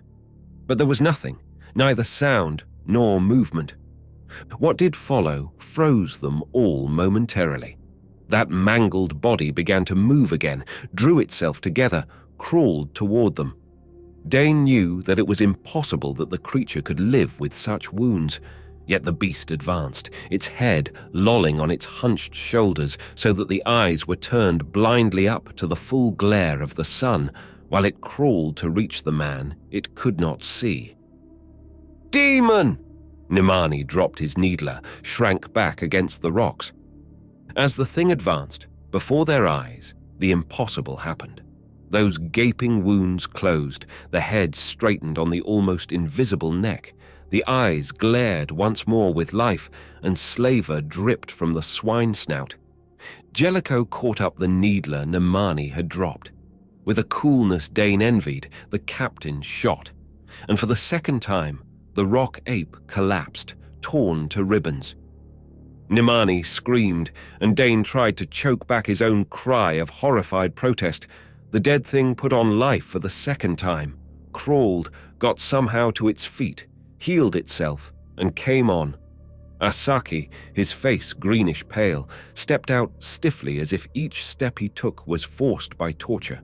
He had dropped his needler. Now he caught up a rock as large as his own head, raised it high with arms on which the muscles stood out like ropes.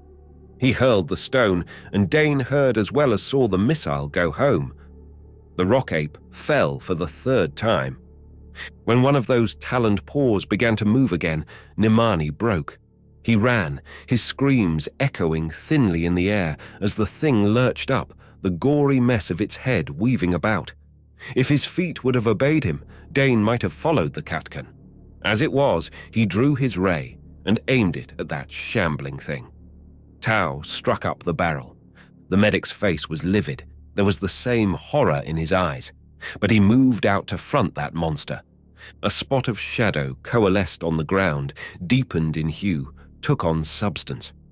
Crouched low facing the rock ape, its haunches quivering for a deadly spring, narrowed green eyes holding on its prey, was a black leopard.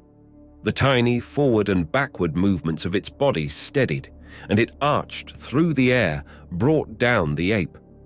A pitting, snarling tangle rolled across the slope and was gone. Asaki's hands shook as he drew them down his sweating face. Jellico readied a second clip in the needler mechanically, but Tau was swaying so that Dane leaped to take the shock of the other's weight as he collapsed. Only for a moment did the medic hang so, then he struggled to stand erect. "Magic?" Jellico's voice, as controlled as ever, broke the silence. "Mass hallucination," Tau corrected him. "Very strong." "How?" Asaki swallowed and began again. "How was it done?" The medic shook his head. "Not by the usual methods, that is certain. And it worked on us, on me, when we weren't conditioned. I don't understand that." Dane could hardly believe it yet. He watched Jellico stride to where the tangle of struggling beasts had rolled, saw him examine bare ground on which no trace of the fight remained. They must accept Tau's explanation. It was the only sane one. Asaki's features were suddenly convulsed with a rage so stark that Dane realized how much a veneer was the painfully built civilization of Khatka. "Lumbrilo!" The chief ranger made of that name a curse. Then with a visible effort, he controlled his emotions and came to Tau, looming over the slighter medic almost menacingly. "How?" he demanded for the second time. "I don't know." "He will try again." "Not the same, perhaps." But Asaki had already grasped the situation, was looking ahead. "We shall not know," he breathed, "what is real, what is not." "There is also this," Tau warned. "The unreal can kill the believer just as quickly as the real." "That I know also. It has happened too many times lately. If we could only find out how. Here are no drums, no singing, none of the tricks to tangle a man's mind that he usually uses to summon his demons. So without Lumbrilo, without his witch tools, how does he make us see what is not? That we must discover, and speedily, sir, or else we shall be lost among the unreal and the real." "You also have the power. You can save us," Asaki protested. Tau drew his arm across his face. Very little of the normal color had returned to his thin, mobile features. He still leaned against Dane's supporting arm. "A man can do only so much, sir. To battle Lumbrilo on his own ground is exhausting, and I cannot fight so very often." "But will he not also be exhausted?" "I wonder." Tau gazed beyond the Khatkan to the barren ground where leopard and rock ape had ceased to be. "This magic is a tricky thing, sir. It builds and feeds upon a man's own imagination and inner fears. Lumbrilo, having triggered ours, need not strive at all, but let us ourselves raise that which will attack us." "Drugs!" demanded Jellico. Tau gave a start sufficient to take him out of Dane's loose hold. His hand went to the packet of aid supplies which was his own care. his eyes round with wonder and then shrewdly alert. "Captain, we disinfected those thorn punctures of yours. Thorson, your foot salve. But no, I didn't use anything."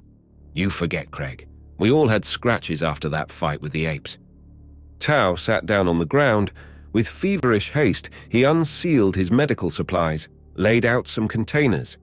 Then, delicately, he opened each, examined its contents closely by eye, by smell, and by taste. When he was done, he shook his head. "If these have been in any way meddled with, I would need laboratory analysis to detect it. And I don't believe that Lumbrilo could hide traces of his work so cleverly. Or has he been off-planet? Had much to do with off-worlders?" he asked the Chief Ranger. "By the nature of his position, he is forbidden to space voyage, to have any close relationship with any off-worlder. I do not think, Medic, he would choose your healing substances for his mischief. There would only be chance to aid him then in producing the effects he wants. Though there is often call for first aid in travel, he could not be certain you would use any of your drugs on this trip to the preserve." "And Lumbrilo was certain. He threatened something such as this," Jellico reminded them.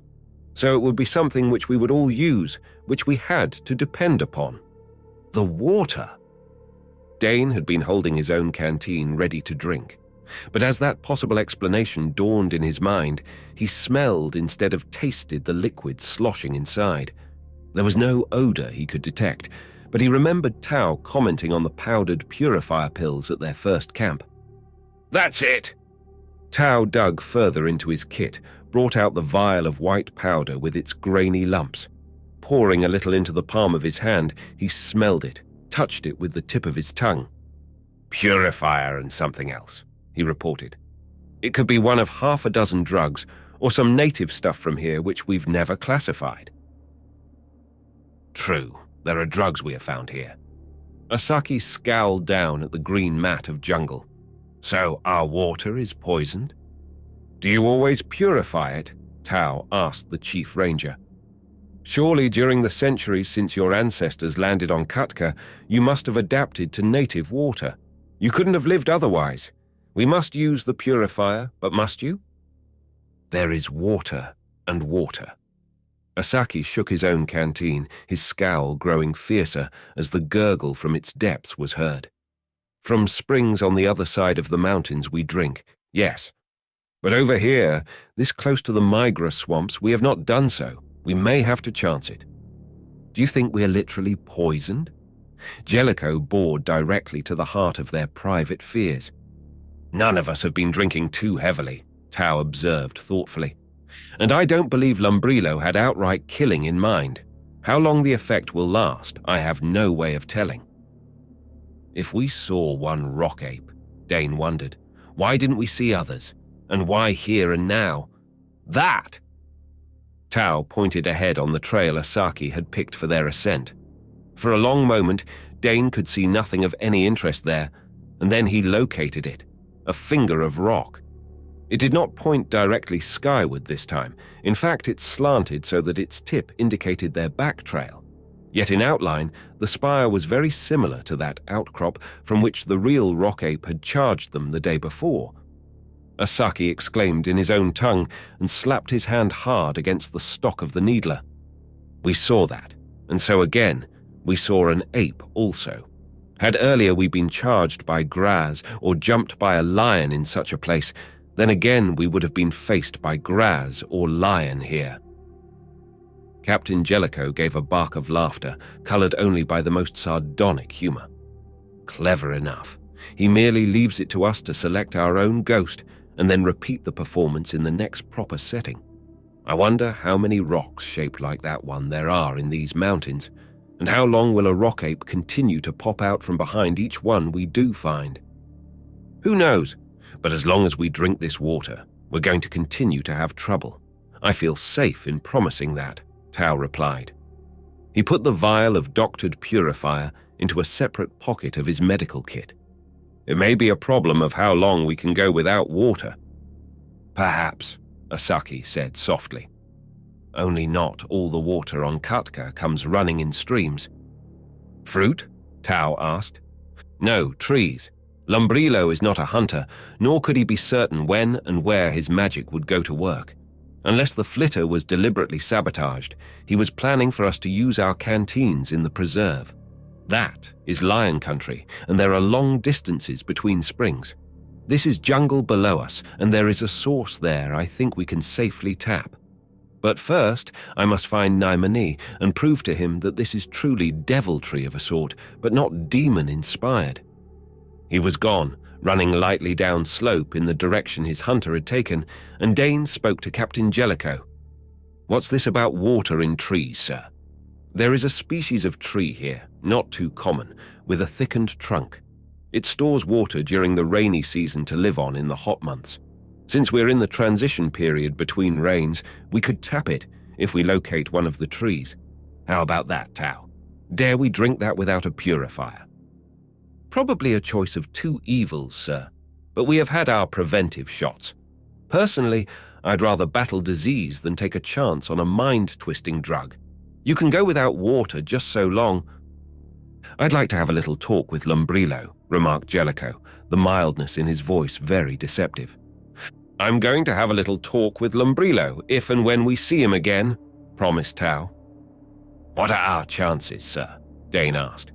He screwed the cap back on his canteen, his mouth feeling twice as dry since he knew he dared not drink. "Well, we've faced gambles before." Tao sealed the medical kit. "I'd like to see one of those trees before sundown, and I don't want to face another pointed rock today." "Why the leopard?" asked Jellico reflectively. "Another case of using flame to fight fire. But Lumbrilo wasn't among those present to be impressed." Tao rubbed his hand across his forehead. "I don't really know, sir. Maybe I could have made the ape vanish without a counter-projection, but I don't think so. With these hallucinations, it is better to battle one vision against another for the benefit of those involved. And I can't even tell you why I selected a leopard. It just flashed into mind as about the fastest and most deadly animal fighter I could recall at that moment." "You'd better work out a good list of such fighters." Jellico's grim humor showed again. "I can supply a few if you need them. Not that I don't share your hope we won't see any more trigger rocks. Here comes Asaki with his wandering boy." The chief ranger was half leading, half supporting his hunter, and Nemani seemed only half conscious. Tao got to his feet and hurried to meet them. It would appear that their search for the water tree would be delayed. Chapter 6. They withdrew to a spot hacked from the edge of the jungle, leaving a screen of green between them and the traitorous upslope. But within the few hours of daylight left them, it was proven that Asaki had been overly optimistic in his hopes of discovering a water tree. They were now in a narrow tongue of land between the range and the swamps, and this territory was limited. Nemani, still shaken, was of little help, and the spaceman did not dare to strike out into unexplored land alone. So they mouthed dry concentrates and dared not drink. Dane was tempted to pour out the liquid in his canteen. Water so close to hand was a continual torment. And now that they were away from the heights and the possibility of more finger-shaped rocks, surely the threat in that moisture was small in comparison to the needs of his body. Only that caution which was drilled into every free trader supplied a break to his thirst. Jellico drew the back of his hand across cracked lips. "Suppose we should draw lots. Some of us drink, one or two not. Could we manage that way until we were over the mountains?" "I wouldn't want to chance it unless we are left with no other choice. There is no way of telling how long the drug works. Frankly, right now I'm not even sure I could detect a hallucination for very long under these conditions," was Tao's discouraging verdict. If any of them slept that night, they did so only in snatches. The apprehension which had come with the previous night was back, intensified, and that lurking, indefinable fear rode them hard. They were shaken out of their private terrors shortly after dawn. There were always sounds to be heard in the jungle, the cries of unseen birds, the crash of some tree eaten alive by parasitic sapping. But what broke now was no bird call, no isolated tree falling. A trumpeting roar, the crackling smash of vegetation, heralded a real menace. Asaki spun to face northward, though there was nothing to be seen there except the unshaken wall of the jungle. Graz! Graz on stampede! Nemani joined his superior. Jellico arose swiftly, and Dane read on the captain's face the seriousness of this. The off-worlder turned to his own men with a sharp order. "On your feet! We may have to move on the double. Up mountain," he demanded of the chief ranger. The other was still listening, not only with his ears, but with the whole of his tense body. 3 of the deer-like creatures they had hunted for food broke out of the green wall, fled past the men as if the latter was invisible. And behind them, the hunted now and not the hunter, came a lion, its strikingly marked black and white hide dramatic in the light of the morning. It showed fangs in a snarl and then was gone in one huge bound. More deer things, scurrying of other small creatures, moving too fast for clear identification, and behind them the fury of destruction which marked the headlong advance of Khatka's largest mammals, slamming through the jungle. They had started up slope when Nemani cried out. A white bulk, hard to distinguish in that light against the grey of the earth, headed after them. Dane had a fleeting glimpse of curled tusks, of an open mouth, raw red and wide enough to engulf his whole head, of shaggy legs driving at an unbelievable pace. Asaki snapped a beam from the needler. The white monster roared and came on. They dived for the scant cover offered as the Graz bull died, not 2 yards away from the chief ranger, its heavy body skidding along the earth with the force of its speed as it went down. "That did it!" Jellico sighted coolly with his blaster as a second bull, fighting mad, tore from the jungle and pounded at them. Behind it, a third tusked head thrust out of the brush, large eyes searched for an enemy. Dane studied the dead bull, but the animal did not come to life this time. These were not hallucinations, and the malignancy of the rock apes, the cunning of the native Khatkan lion, were pallid things compared to a Graz herd on the rampage. The second bull yelped with an almost canine complaint as Jellico's blaster caught it head-on. Blinded, the beast blundered ahead, climbing the mountainside. The third met a ray from Nemani's needler, but the chief ranger leaped from behind his sheltering rock to the one where the captain had taken refuge and pulled him into the open. "They must not corner us here." Jellico agreed to that. "Come on!" he barked to Tau and Dane. They fled along a rough way, trying to gain altitude, but finding a rising cliff wall which could not be easily climbed. 2 more Graz went down, one badly wounded, one safely dead. Behind them, more white heads came from the brush. What original cause had started the stampede the fugitives could not guess, but now the fear and anger of the animals were centering upon them. And, in spite of their efforts, the party was being herded into a pocket between the jungle below, where the main body of Graz crashed along, and a steep wall. Given time to find the necessary finger and toe holds, a man might climb that wall, but they could not attempt it now. The portion of ledge on which they ran stopped to fire, and then ran on again, angled to the southeast. And so they came to its end quickly, a drop ending in a plain of yellow-grey mud studded with clumps of bleached vegetation which led, like stepping stones, toward a tangle of matted, sickly-looking plants and reeds. "All right," Tau faced around. "What do we do now? Space lift, and using what for wings or jets?"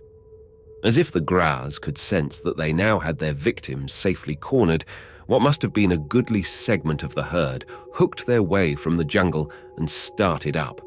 Puffing, digging in those sturdy legs which had to take the massive weight of their barrel-shaped bodies, they made their way determinedly upgrade. One might almost believe that they had intelligently planned this end for their drive. "We go down!" Asaki yelled, and used his needler on the leader of that climbing platoon. "The Brush Islands!" Nemani amended. "I show you!" He thrust his needler at Jellico and was over the edge of the ledge, hanging by his hands and swinging his weight back and forth like a pendulum. At the upswing of his body to the right, he let go and plunged out, landing half across one of the reed islets. The Khatkan clawed his way to his knees, gained his feet, and leaped for the next bit of solid ground. "You, Thorson!" Jellico jerked his head at Dane, and the younger spaceman holstered his fire ray, slipped gingerly over the drop, and prepared to repeat Naimani's feat as best he could. He was not quite as with his sidewise swing, landing with only his forearms across the islet, the rest of his body being swiftly embedded in what was ooze covered only with a thin crust of dried matter. The stench of the stuff was sickening, but the fear of being entrapped in it gave him the necessary impetus to push forward, though what was meant to be a swift half-dive was more of a worm's progress. He grabbed frantically at brittle stems, at coarse grass, which cut like knives at his hands. But some of the material held, and he lay face down on a lump which did not give under his weight. There was no time to linger. He had to get to the next patch, to free this dubious landing place for the men embattled on the rise above. Stumbling up, Dane judged the distance with a space-trained eye and jumped to a knob Naimani had already quitted. The Khatkan was more than halfway along toward that promise of solid ground which the tangled mass of leprous vegetation led to, zigzagging expertly from islet to islet. There was a crash and a roar behind. Dane balanced on the third of the minute islands to look back. He saw the lash of blaster fire on the top of the cliff, Tau on his knees on the first of their chain of stepping stones, and a Graz sprawled head and forequarters in the sucking muck where it had dived past the two defenders above. Needler and Blaster fired together again, and then Jellico swung over the cliff rim. Tau waved vigorously, and Dane took off for the next islet, just making it by lucky chance. The rest of the journey he took in a rush, trying not to think of anything but the necessity of landing on some spot of firm ground.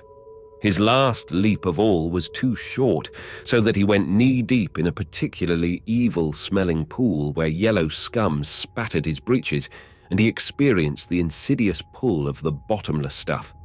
A stout branch whipped across his shoulder, and he caught it. With Naimani's wiry strength on the other end, Dane worked free and sat, white-faced and shivering, on a mat of brush, while the Khatkan hunter turned his attention to the safety of Tau, the next arrival. More fortunate or more skillful than Dane, the medic made the hop from the last tuft without mishap, but he was blowing heavily as he collapsed beside the other spaceman. Together, they watched the progress of their captain. Safe on the second tussock from the shore, Jellico halted, edged carefully around, and used the needler Naimani had left with him. A shaggy head tossed, and the bull fronting Asaki on the cliff went down. The chief ranger dodged quickly to the right, and a second beast rushed out and over to join its mired comrade in the swamp below. As Jellico shot again, the Khatkan slung his needler and went over to gain the first islet. One more Graz was wounded, but luckily it hunched about, turning its formidable tusks on those that followed, thus keeping the path clear for its enemies. Jellico was making the journey sure-footedly, with the chief ranger only one hillock behind. Tau sighed. "Someday, maybe this will be just another tall tale, and we'll all be thought liars when we spout it," he observed. "That is if we survive to tell it. So now which way do we go? If I had my choice, it would be up." When Dane pulled himself to his feet and surveyed their small refuge, he was ready to agree to that. For the space, packed with dead and dying vegetable matter until one sank calf deep, was a triangle with a narrow point running east into the swamp. They don't give up easily, do they?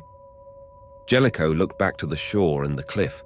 Though the wounded Graz bull still held the heights against its fellows, there were others breaking from the jungle on the lower level, wandering back and forth to paw the earth, rip up soil with their tusks, and otherwise threaten anyone who would try to return to the strip they patrolled.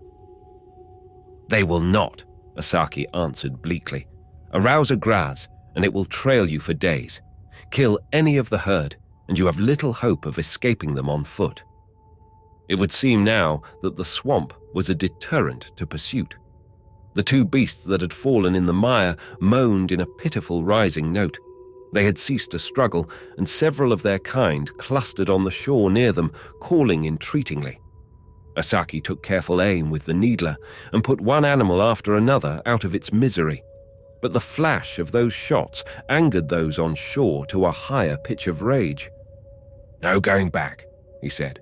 "At least, not for several days." Tao slapped a black, four-winged insect which had settled on his arm, its jaws wide open for a sampling bite. "We can't very well perch here until they forget all about us," he pointed out. "Not without water we can trust, and with the local wildlife ready to test us for tasty eating." Nimani had prowled along the swampward point of their island, and now he made his report. "There is more high land to the east. Perhaps it will give us a bridge across." At that moment, Dane doubted his ability to make any more leaps from island to island, and it would seem Tao shared his discouragement. "I don't suppose you could discourage our friends on shore there with a few more shots?" Asaki shook his head. "We do not have clips enough to settle a whole herd. These might retreat from sight, but they would be waiting for us in the bush, and that would mean certain death. We shall have to take the swamp road." If Dane had considered their earlier march misery, this was sheer torture. Since footing was never secure, falls were frequent, and within a quarter hour they were all plastered with evil-smelling slime and mud, which hardened to rock consistency when exposed to the air. Painful as this was, it did protect a portion of their bodies from the insects with which the swamp was well stocked. And in spite of their efforts to find a way out, the only possible paths led them deeper into the center of the unexplored morass. At last, Asaki called a halt and a council to consider retreat. To locate an island from which they could at least watch the shore appealed very strongly indeed. "We have to have water." Tao's voice was a harsh croak, issuing out of a mask of green mud festooned with trailing weeds. "This ground is rising." Asaki smacked the stock of his needler against the surface on which he crouched. "I think perhaps there may be clean land soon to come." Jellico hitched his way up a sapling, now bending under his weight. Through the vision lenses, he studied the route ahead. "You're right about that," he called to the chief ranger. "There's a showing of the right sort of green to the left, about half a mile on, and," he glanced about at the westering sun, "we have about an hour yet of good light in which to make it. I wouldn't try such a run after dark." That promise of green bolstered their weary spirits for a last, exhausting effort. Once again, they were faced with a series of eyelet leaps, and now they carried with them brush culled from the bigger tussocks to aid in times of need. When Dane scrambled up the last pull, staggered, and went down to his knees again, he knew he was done. He did not even move at an excited cry from Nimani, echoed a moment later by Asaki. It was not until the latter leaned over him, a canteen open in his hand, that Dane aroused a little. "Drink," the Khatkan urged. "We have found a water tree. This is fresh." The liquid might have been fresh, but it also had a peculiar taste, which Dane did not note until he had gulped down a generous swallow. At that moment, he was past caring about anything but the fact that he did have a portion of drinkable stuff in hand. Here, the stunted, unnatural growth of the swamplands had given way to the more normal vegetation of the jungle-clad lowlands. Had they come clear across the swamp, Dane wondered dully, or was this only a large island in the midst of the stinking boglands? He drank again and regained strength enough to crawl to where his shipmates lay. It was some time before he was interested in much besides the fact that he could drink when he wished. Then he watched Jellico waver to his feet, his head turned eastward. Tao, too, sat up as if alerted by the Queen's alarm buzzer. The Khatkans were gone, perhaps back to the water tree, but all three of the spacemen heard that sound, a far-off throbbing rhythm which was a vibration as well. Jellico looked to Tao. "Drums?" "Could be." The medic screwed the cap back on his canteen. I'd say we have company, only I'd like to know what kind. They might have been mistaken about the drums, but none of them could have been mistaken about the bolt which came out of nowhere to slice through a tree trunk as a knife might slash wet clay. Blaster, and a particular type of blaster. Patrol issue! Tao lay flat, squeezing himself against the earth as if he wished he could ooze into it. Jellico wriggled toward the bush in answer to a low call from Asaki, and the others made a worm's progress in his wake. Under cover, they found the chief ranger, his needler. "Poacher camp here," he explained bleakly. "And they know about us." "A perfect end to a stinking day," remarked Tao dispassionately. "We might have guessed something of this sort was waiting." He tried to rub away some of the dried clay coating his chin. "But do poachers use drums?" The chief ranger scowled. "That is what Naimani has gone to find out." Chapter 7. Darkness closed in while they waited for Naimani's return. There had been no further attack from the blaster wielder. Perhaps he was only trying to pin them down where they were. Out over the swamp, weird patches of phosphorescence moved in small, ghostly clouds, and bright dots of insects with their own built-in lighting systems flashed spark fashion or sailed serenely on regular flight plans. At night, the wonder of the place was far removed from the squalid reality of the day. They chewed on their rations, drank sparingly of the water, and tried to keep alert to any sight or sound. That monotonous undertone, which might or might not be drums, continued as a basic hum to the noises of the night, drowned out at intervals by a splash, a mutter or cry from some swamp creature. Beside Dane, Jellico stiffened, moved his blaster, as someone wriggled through the brush, trilling softly. "Off-worlders," Naimani reported in gasps to Asaki.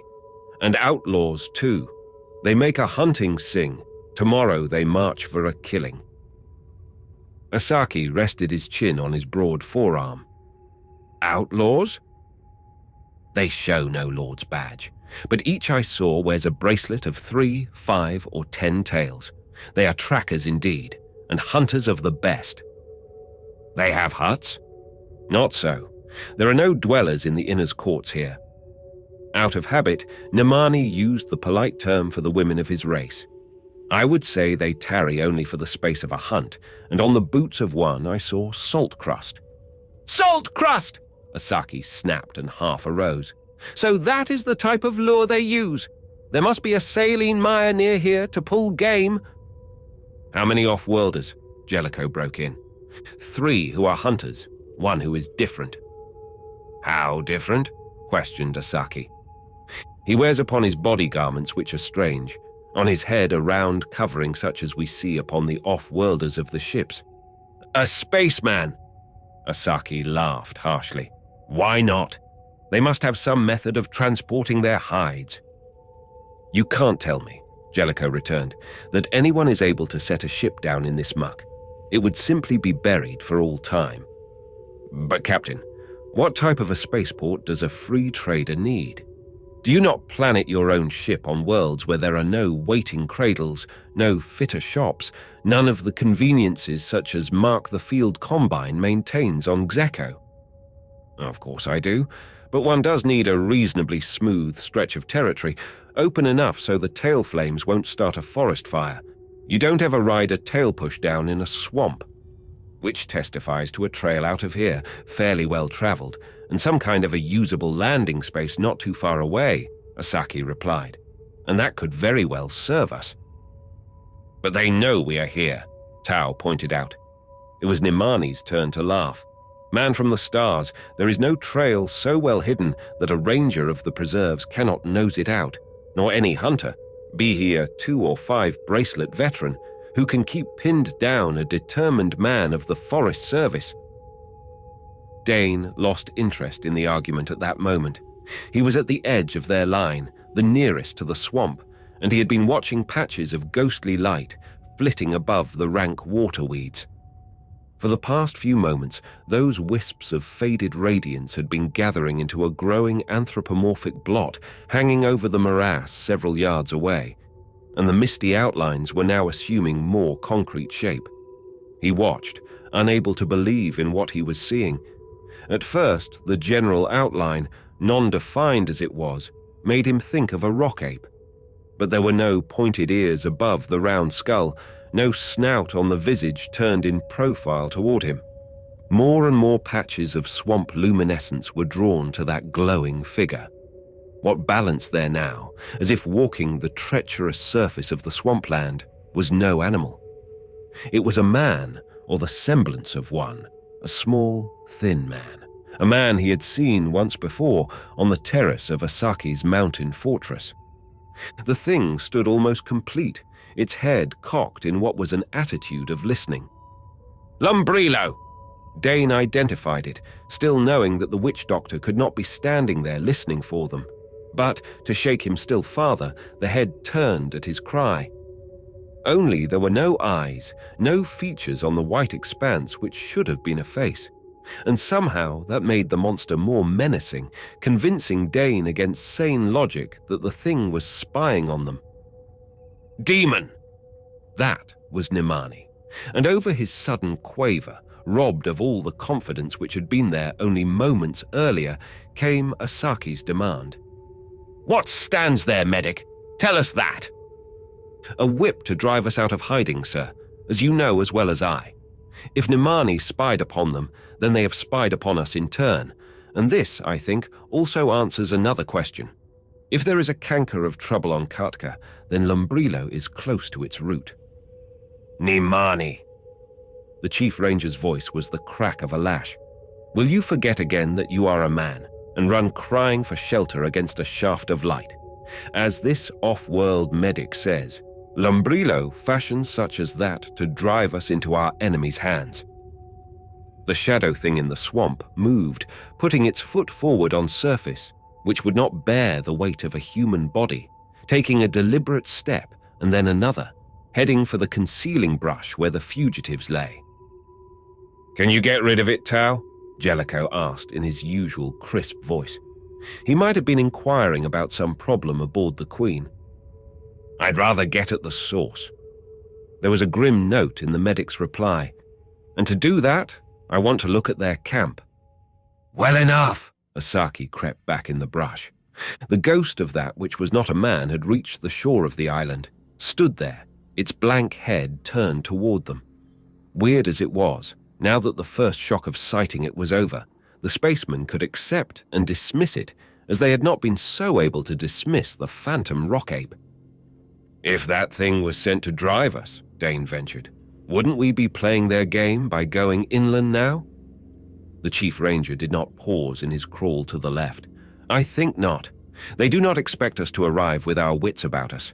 Panic-stricken men are easy to pull down.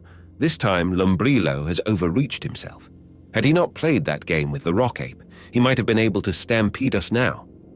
Though the white thing continued to move inland, it did not change course to fall in behind them on the new route. Whatever it was, it did not possess a mind. There was a rustling, faint but distinguishable. Then Dane caught Nimani's whisper. "The one left to watch the inland trail does so no longer. We need not fear an alarm from him. Also, here is another blaster for our use." Away from the open by the swamp, the gloom was deeper. Dane was guided only by the noises of the less experienced Jellico and Tau made in their progress. They edged down into a small cut floored with reeds and mud, where some of the moisture from the soggy land about them gathered into a half pool. Straight through this swale, the Khatkans set course. The drum beat grew louder. Now there was a glow against the dark. Fire ahead? Dane squirmed forward and at last gained a vantage point from which to survey the poachers' camp. There were shelters erected there, 3 of them, but they were mainly roofs of leaves and branches. In 2 of them were stored bales of hides sewn into plastic cloth, ready to ship. Before the 3rd hut lounged 4 off-worlders, and Nimani was very right. One of them wore ship's uniform. To the right of the fire was a ring of natives and another man, slightly apart, who beat the drum. But of the witch doctor there was no sign. And Dane, thinking of that mist-born thing at the swamp's edge, shivered. He could believe Tao's explanation of the drug, which produced hallucinations back on the mountainside. But how that likeness fashioned of phosphorescence had been sent by an absent man to hunt his enemies was an eerie puzzle. Lumbrilo is not here. Nimani's thoughts must have been moving along the same path. Dane could hear movements in the dark beside him. There's a long-distance comm unit in that third hut, Tao observed. So I see, Jellico snapped. Could you reach your men over the mountain with that, sir? I do not know, but if Lumbrilo is not here, how can he make his image walk the night? The Chief Ranger demanded impatiently. We shall see. If Lumbrilo is not here, he shall come. And the promise in Tao's tone was sure. Those off-worlders will have to be out of action first, and with that walking thing sent to drive us in, they must be waiting for us. If they have sentries out, I will silence them, promised Nimani. You have a plan? Asaki's wide shoulders and upheld head showed for an instant against the light from the camp. You want Lumbrilo, Tao replied. Very well, sir. I believe I can give him to you, and in the doing discredit him with your Khatkans, but not with the off-worlders free to move. The program was not going to be easy, Dane decided. Every one of the poachers was armed with a patrol blaster of the latest type, and a small part of his mind speculated as to what would be the result of that information conveyed to official quarters. Free traders and patrolmen did not always see eye to eye over the proper action to be taken on the galactic frontier. The Queen's crew had had one such brush with authority in the immediate past. But each realized that the other had an important role in the general scheme of things, and if it came to a clash between the law and outlaws, free traders fought beside the patrol. Why not give them what they expect, with reservations? Inquired Jellico. They've set us up to be stampeded into camp, flying ahead of that tame ghost of theirs. Suppose we do stampede after Nimani has removed any sentries. Stampede so well we sweep right over them. I want to get at that comm unit. You don't think they'll just mow us down as we come in? You delivered a blow to Lumbrilo's pride. He won't be satisfied with just your burning, the captain answered Tao. Not if I'm any judge of character. And we'd furnish hostages of a sort, especially the Chief Ranger. No, if they had wanted to kill us, they would have shot us off those islands when we came here. There would have been no playing around with ghosts and goblins. There is reason in your words, and it is true they would like to have me, those outlaws down there, Asaki commented. I am of the Magawaya, and we have pressed always for stronger security methods to be used against such as they, but I do not see how we can take the camp. We won't go in from the front, as they expect us to do, but a try from the north, getting at the off-worlders first. 3 men causing enough disturbance to cover operations of the other 2. So? There was a moment of silence as the Chief Ranger evaluated that. Then he added a few comments of his own. That off-worlder who wears spaceman's clothing, his weapon is not drawn, though the others are ready. But I believe that you are right in thinking they expect to be warned by sentries, those we can see to. Suppose then, Captain, you and I play the fear-crazed men running from demons. Nimani will cover us from the dark, and your 2 men. Tao spoke up. Give me leave to flush out our other quarry, sir. I believe I can keep him occupied. Dane, you'll take the drum. Drum? With his mind on blasters, it was startling to be offered a noisemaker. It's your business to get that drum, and when you get it, I want you to beat out Terrorbound. You certainly can play that, can't you? I don't understand, Dane began, and then swallowed the rest of his protest, knowing that Tao was not going to explain why he needed to have the hackneyed popular song of the Spaceways played in a Khatkan swamp. As a free trader, he had had quite a few odd jobs handed him during the past couple of years, but this was the first time he had been ordered to serve as a musician. They waited for Nimani through dragging minutes.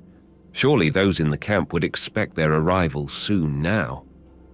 Dane's fire ray was in his hand as he measured the distance to the drummer's stand. It is done, Nimani whispered from the darkness behind them. Jellico and the chief ranger moved to the left. Tao crept to the right, and Dane pushed level with the medic. "When they move," Tao's lips were beside his ear, "jump for that drum. I don't care how you get it, but get it and keep it." "Yes, sir." There was a wailing cry from the north, a howl of witless fear. The singers stopped in mid-note. The drummer paused, his hand uplifted. Dane darted forward in a plunge which carried him to that man.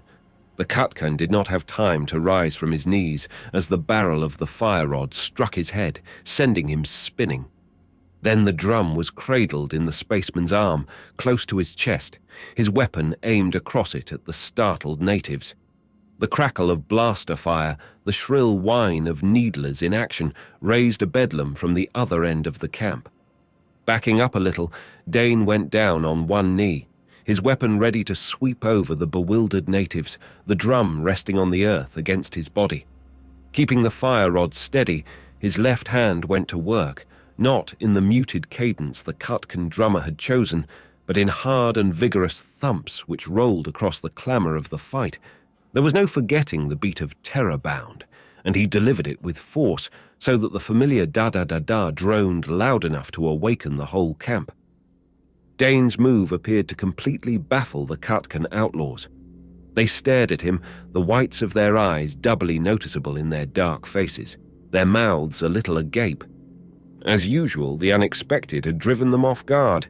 He dared not look away from that gathering to see how the fight at the other end of the camp was progressing, but he did see Tao's advance. The medic came into the light of the fire, not with his ordinary loose-limbed spaceman's stride, but mincingly, with a dancing step, and he was singing to the drumbeat of Terrorbound.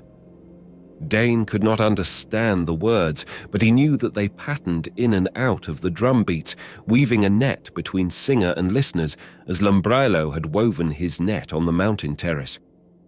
Tao had them, had every one of the native outlaws ensnared, so that Dane rested his weapon across his knee and took up the lower beat with the fingers of his right hand as well. Da-da-da-da. The innocuous, repetitive refrain of the original song, which had been repeating itself in his mind, faded, and somehow he caught the menace in the new words Tao was mouthing. Twice the medic shuffled about a circle of his own making.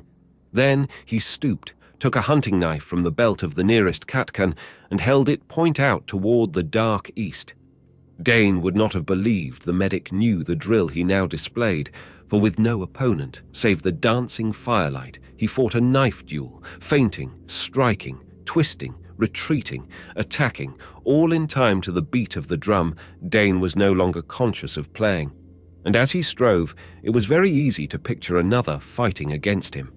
So that when the knife came up in a vicious thrust, which was the finish of his last attack, Dane stared stupidly at the ground, half expecting to see a body lying there. Once more, Tao ceremoniously saluted with his blade to the east. Then he laid it on the ground and stood astride its gleaming length. "Lumbrilo!" His confident voice arose above the call of the drum. "Lumbrilo, I am waiting." Chapter 8. Vaguely aware that the clamour at the other end of the camp had died away, Dane muted the sound of his drum. Over its round top, he could watch the Khatkan outlaws. Their heads bobbed and swayed in time to the beat of his fingers. He, too, could feel the pull of Tao's voice. But what would come in answer? That shadowy thing which had been loosed to drive them here, or the man himself? To Dane, the ruddy light of the fire dimmed, yet there was no actual dying of those flames which coiled and thrust around the wood, and the acrid scent of burning was thick. How much of what followed was real, how much the product of his tense nerves, Dane was never afterwards able to tell. In fact, whether all the witnesses there saw the same sights could be questioned. Did each man, Khatkan and off-worlder, see only what his particular set of emotions and memories dictated? Something swept in from the east, something which was not as tangible as the creature born of swamp mist. Rather, it came as an unseen menace to the fire, and all that fire signifies to humankind. Security, comradeship, a weapon against the age-old forces of the dangerous night. Was that threat, too, only in their minds? Or had Lumbrilo some power to so shape his hatred? The unseen was cold. It sapped a man's strength, bit at his brain, weighted his hands and feet, weakened him. It strove to soften him into clay another could remold. Darkness, all that was opposed to life and warmth and reality, arose in the night, gathered together against them. Yet still, Tao fronted that invisible wave, his head high, and between his sturdily planted feet, the knife gleamed bright with a radiance of its own. Ah! Tao's voice curled out to pierce that creeping menace. Then he was singing again, the cadence of his unknown words rising a little above the pattern wrought by the drum. Dane forced his heavy hands to continue the beat, his wrists to rise and fall in defiance of that which crept to eat their strength and make them less than men. Lumbrilo, I, Tao of another star, another sky, another world, bid you come forth and range your power against mine. Now there was a sharper note in that demand, the snap of an order. He was answered by another wave of the black negation, stronger, rolling up to smash them down as a wave in the heavy surf of a wild ocean pounds its force against the beach. This time, Dane thought he could see that dark mass. He tore his eyes away before it took on substance, concentrating on the movements of his hands against the drumhead, refusing to believe that hammer of power was rising to flatten them all. He had heard Tao describe such things in the past, but told in familiar quarters on board the Queen, such experiences were only stories. Here was danger unleashed. Yet the medic stood unbowed as the wave broke upon him in full, and, advancing under the crest of that lick of destruction, came its controller. This was no ghost drawn from the materials of the swamp. This was a man walking quietly, his hands as empty as Tao's, yet grasping weapons none of them could see. In the firelight, as the wave receded sullenly, men moaned, lay face down upon the ground, beat their hands feebly against the earth. But as Lumbrilo came on from the shadows, one of them got to his hands and knees, moving with small, tortured jerks. He crawled toward Tao, his head lolling on his shoulders as the head of the dead rock ape had done. Dane patted the drum with one hand, while, with the other, he groped for his fire ray. He tried to shout in warning and found that he could not utter a sound. Tao's arm moved, raised from his side, made a circling motion. The creeping man, his eyes rolled up in his head until only the whites gleamed blindly in the limited light, followed that gesture. He drew level with the medic, passed beyond toward Lumbrilo, whining as a hound prevented from obeying his master might lament. "So be it, Lumbrilo," Tao said. "This is between you and me, or do you not dare to risk your power against mine?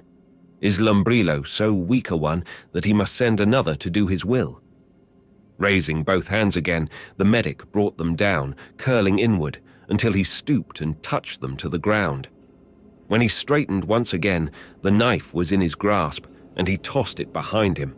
The smoke from the fire swirled out in a long tongue, coiled about Lumbrilo and was gone. A black and white beast stood where the man had been, its tufted tail lashing, its muzzle a mask of snarling hate and bloodlust. But Tao met that transformation with laughter, which was like the lash of a whip. "We both be men, you and I, Lumbrilo. Meet me as a man, and keep those trickeries for those who have not the clear sight. A child plays as a child, so—" Tao's voice came in a rumble, but Tao was gone. The huge, hairy thing which swayed in his place turned a gorilla's beast visage to his enemy. For a breathless moment, Terran ape confronted Khatkan lion. Then the spaceman was himself again. "The time for games is over, man of Khatka. You have tried to hunt us to our deaths, have you not? Therefore, death shall be the portion of the loser now." Lion vanished. Man stood watching, alertly, as swordsman might face swordsman with a blood feud lying on their blades. To Dane's eyes, the catkin made no move, yet the fire leapt high as if freshly fed, and flames burst from the wood, flew into the air, red and perilous birds, darting at Tau until they outlined him from the ground under his boots to an arch over his head. They united and spun faster until Dane, watching with dazzled eyes, saw the wheel become a blur of light, hiding Tau within its fiery core. His own wrists ached with the strain of his drumming as he lifted one hand and tried to shield his sight from the glare of that pillar of fire. Lumbrilo was chanting, a heavy of words. Dane stiffened. His traitorous hands were falling into the rhythm of that other song. Straight away, he raised both from the drumhead, brought them down in a discordant series of thumps which bore no relation to either the song Tau wanted or that which Lumbrilo was now crooning. Thump, thump, thump. Dane beat it out frantically, belaboring the drumhead as he wanted to sink his fists home on the body of the Khatkan witch doctor. The pillar of fire swayed, fluttered as if a wind drove it, and was gone. Tau, unmarked, smiled. "Fire!" He pointed his fingers at Lumbrilo. "Would you try earth and water and air also, wizard? Call hither your whirlwind, up your flood, summon the land to quake. None of those shall bring me down." Shapes came flooding out of the night, some monstrous, some human, streaming past Lumbrilo to crowd into the circle of firelight. Some Dane thought he knew, some were strangers. Men wearing space uniforms or the dress of other worlds. Women, they strode, wept, mingled with the monsters to laugh, curse, threaten. Dane guessed that Lumbrilo sent now against the Terran the harvest of the medic's own memories. He shut his eyes against this enforced intrusion upon another's past, but not before he saw Tau's face, strained, fined to the well-shaped bones beneath the thin flesh, holding still a twisted smile as he met each memory, accepted the pain it held for him, and set it aside unshaken. This, too, has no power any longer, man who walks in the dark. Dane opened his eyes. Those crowding wraiths were fading, losing substance. Lumbrilo crouched, his lips drawn back from his teeth, his hatred plain to read. "I am not clay to be moulded by your hands, Lumbrilo. And now I say that the time has come to call an end." Tau raised his hands slowly once again, holding them away from his body, palms pointing earthward, and beneath them, on either side of the spaceman, two black shadows gathered on the surface of the ground. "You have fettered yourself with your own bounds. As you have been the hunter, so shall you now be the hunted." Those shadows were growing as plants might issue from the packed soil of the camping ground.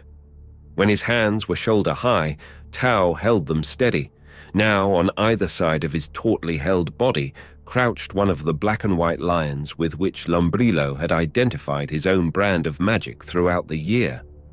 Lumbrilo's lion had been larger than life, more intelligent, more dangerous, subtly different from the normal animal it counterfeited.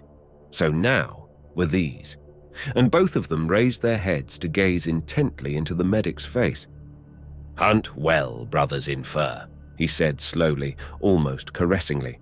"Him whom you hunt shall grant you sport in the going." "Stop it!" A man leaped from the shadows behind the witch doctor. Firelight made plain his off-world dress, and he swung up a blaster, aiming at the nearest of the waiting beasts. That flash struck true, but it neither killed nor even singed the fine fur of the animal's pelt. As the blaster's aim was swung from beast to man, Dane fired first. His ray brought a scream from the other, who dropped his weapon from a badly seared hand to reel back, cursing. Tau waved his hands gently. The great animal heads turned obediently until the red eyes were set on Lumbrilo. Facing them, the witch doctor straightened, spat out his hate at the medic. "I do not run to be hunted, devil man." "I think you do, Lumbrilo. For you must taste fear now as you have made other men drink of it, so that it fills your blood and races through your body, clouds your mind to make of you less than a man. You have hunted out those who doubted your power, who stood in your chosen path, whom you wanted removed from the earth of Khatka. Do you doubt that they wait in the last dark for you now, ready to greet you, witch doctor? What they have known, you shall also know. This night you have shown me all that lies in my past that is weak, that was evil, that I may regret or find sorrow for. So shall you also remember through the few hours left you. Aye, you shall run, Lumbrilo. As he spoke, Tau approached the other, the two black and white hunters pacing beside him. Now he stooped and caught up a pinch of soil and spat upon it 3 times. Then he threw the tiny clod of earth at the witch doctor. It struck Lumbrilo just above the heart, and the man reeled under what might have been a murderous blow. The Khatkan broke then, completely. With a wailing cry, he whirled and ran, crashing into the brush as one who runs blindly and without hope. Behind him, the 2 beasts leaped noiselessly together, and all 3 were gone. Tau swayed, put his hand to his head. Dane kicked away the drum, arose from his cramped position stiffly to go to him. But the medic was not yet done. He returned to stand over the prostrate native hunters, and he clapped his hands sharply. You are men, and you shall act as men henceforth. That which was is no longer. Stand free, for the dark power follows him who misused it, and fear no longer eats from your basins, drinks from your cups, or lies beside you on the sleep mats. Tau! Jellico's shout reached them over the cries of the rousing Khatkans. But Dane was there first, catching the medic before he slumped to the ground. But he was dragged with that dead weight until he sat with the medic's head on his shoulder, the other's body resting heavily against him. For one horror-filled moment, Dane feared that he did indeed hold a dead man, that one of the outlaw hunters must have struck a last blow for his discredited leader. Then Tau sighed and began to breathe deeply. Dane glanced up, amazed at the captain. He's asleep.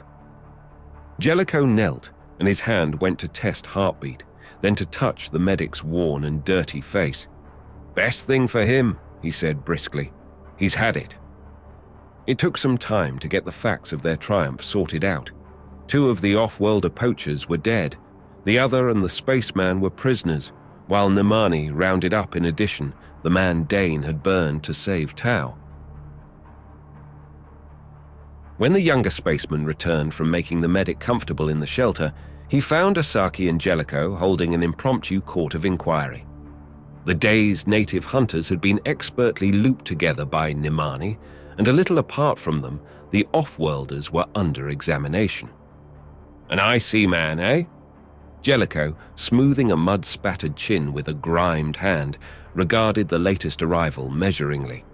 Trying to run in and break a combine charter, were you?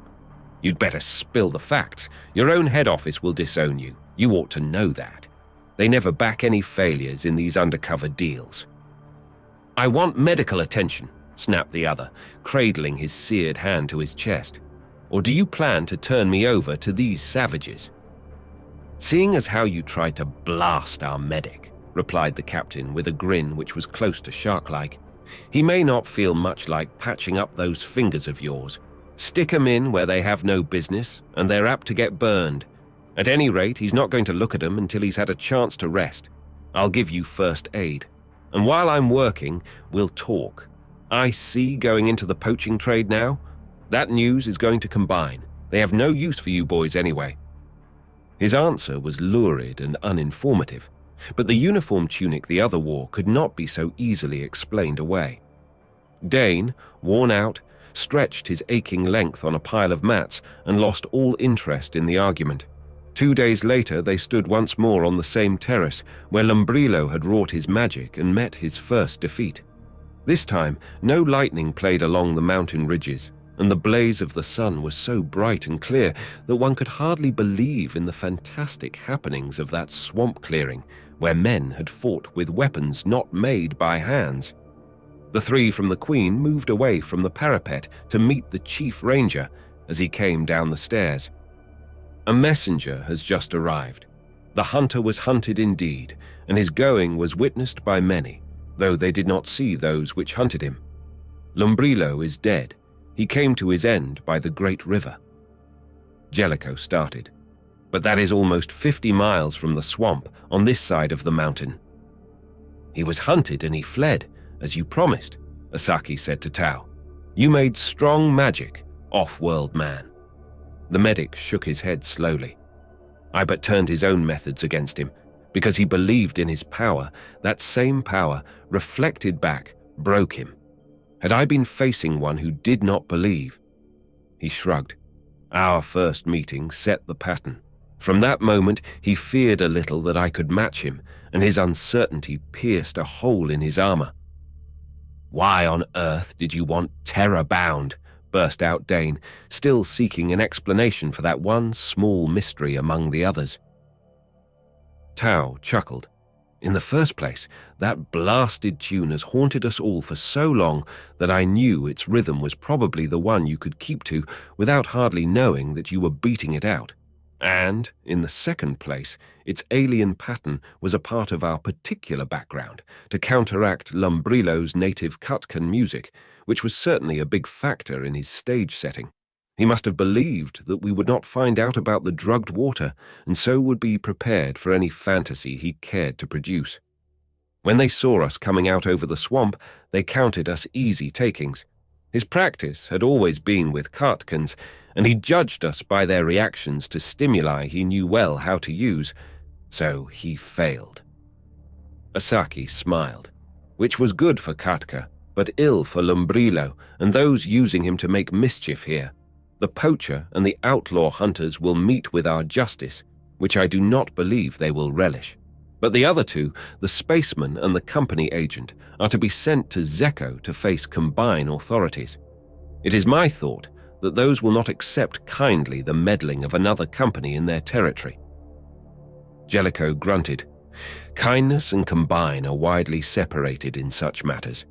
We can now take passage on the same ship as your prisoners. But, my friend, you have not yet seen the preserve. I assure you that this time there shall be no trouble. We have several days yet before you must return to your ship. The captain of the Queen held up his hand.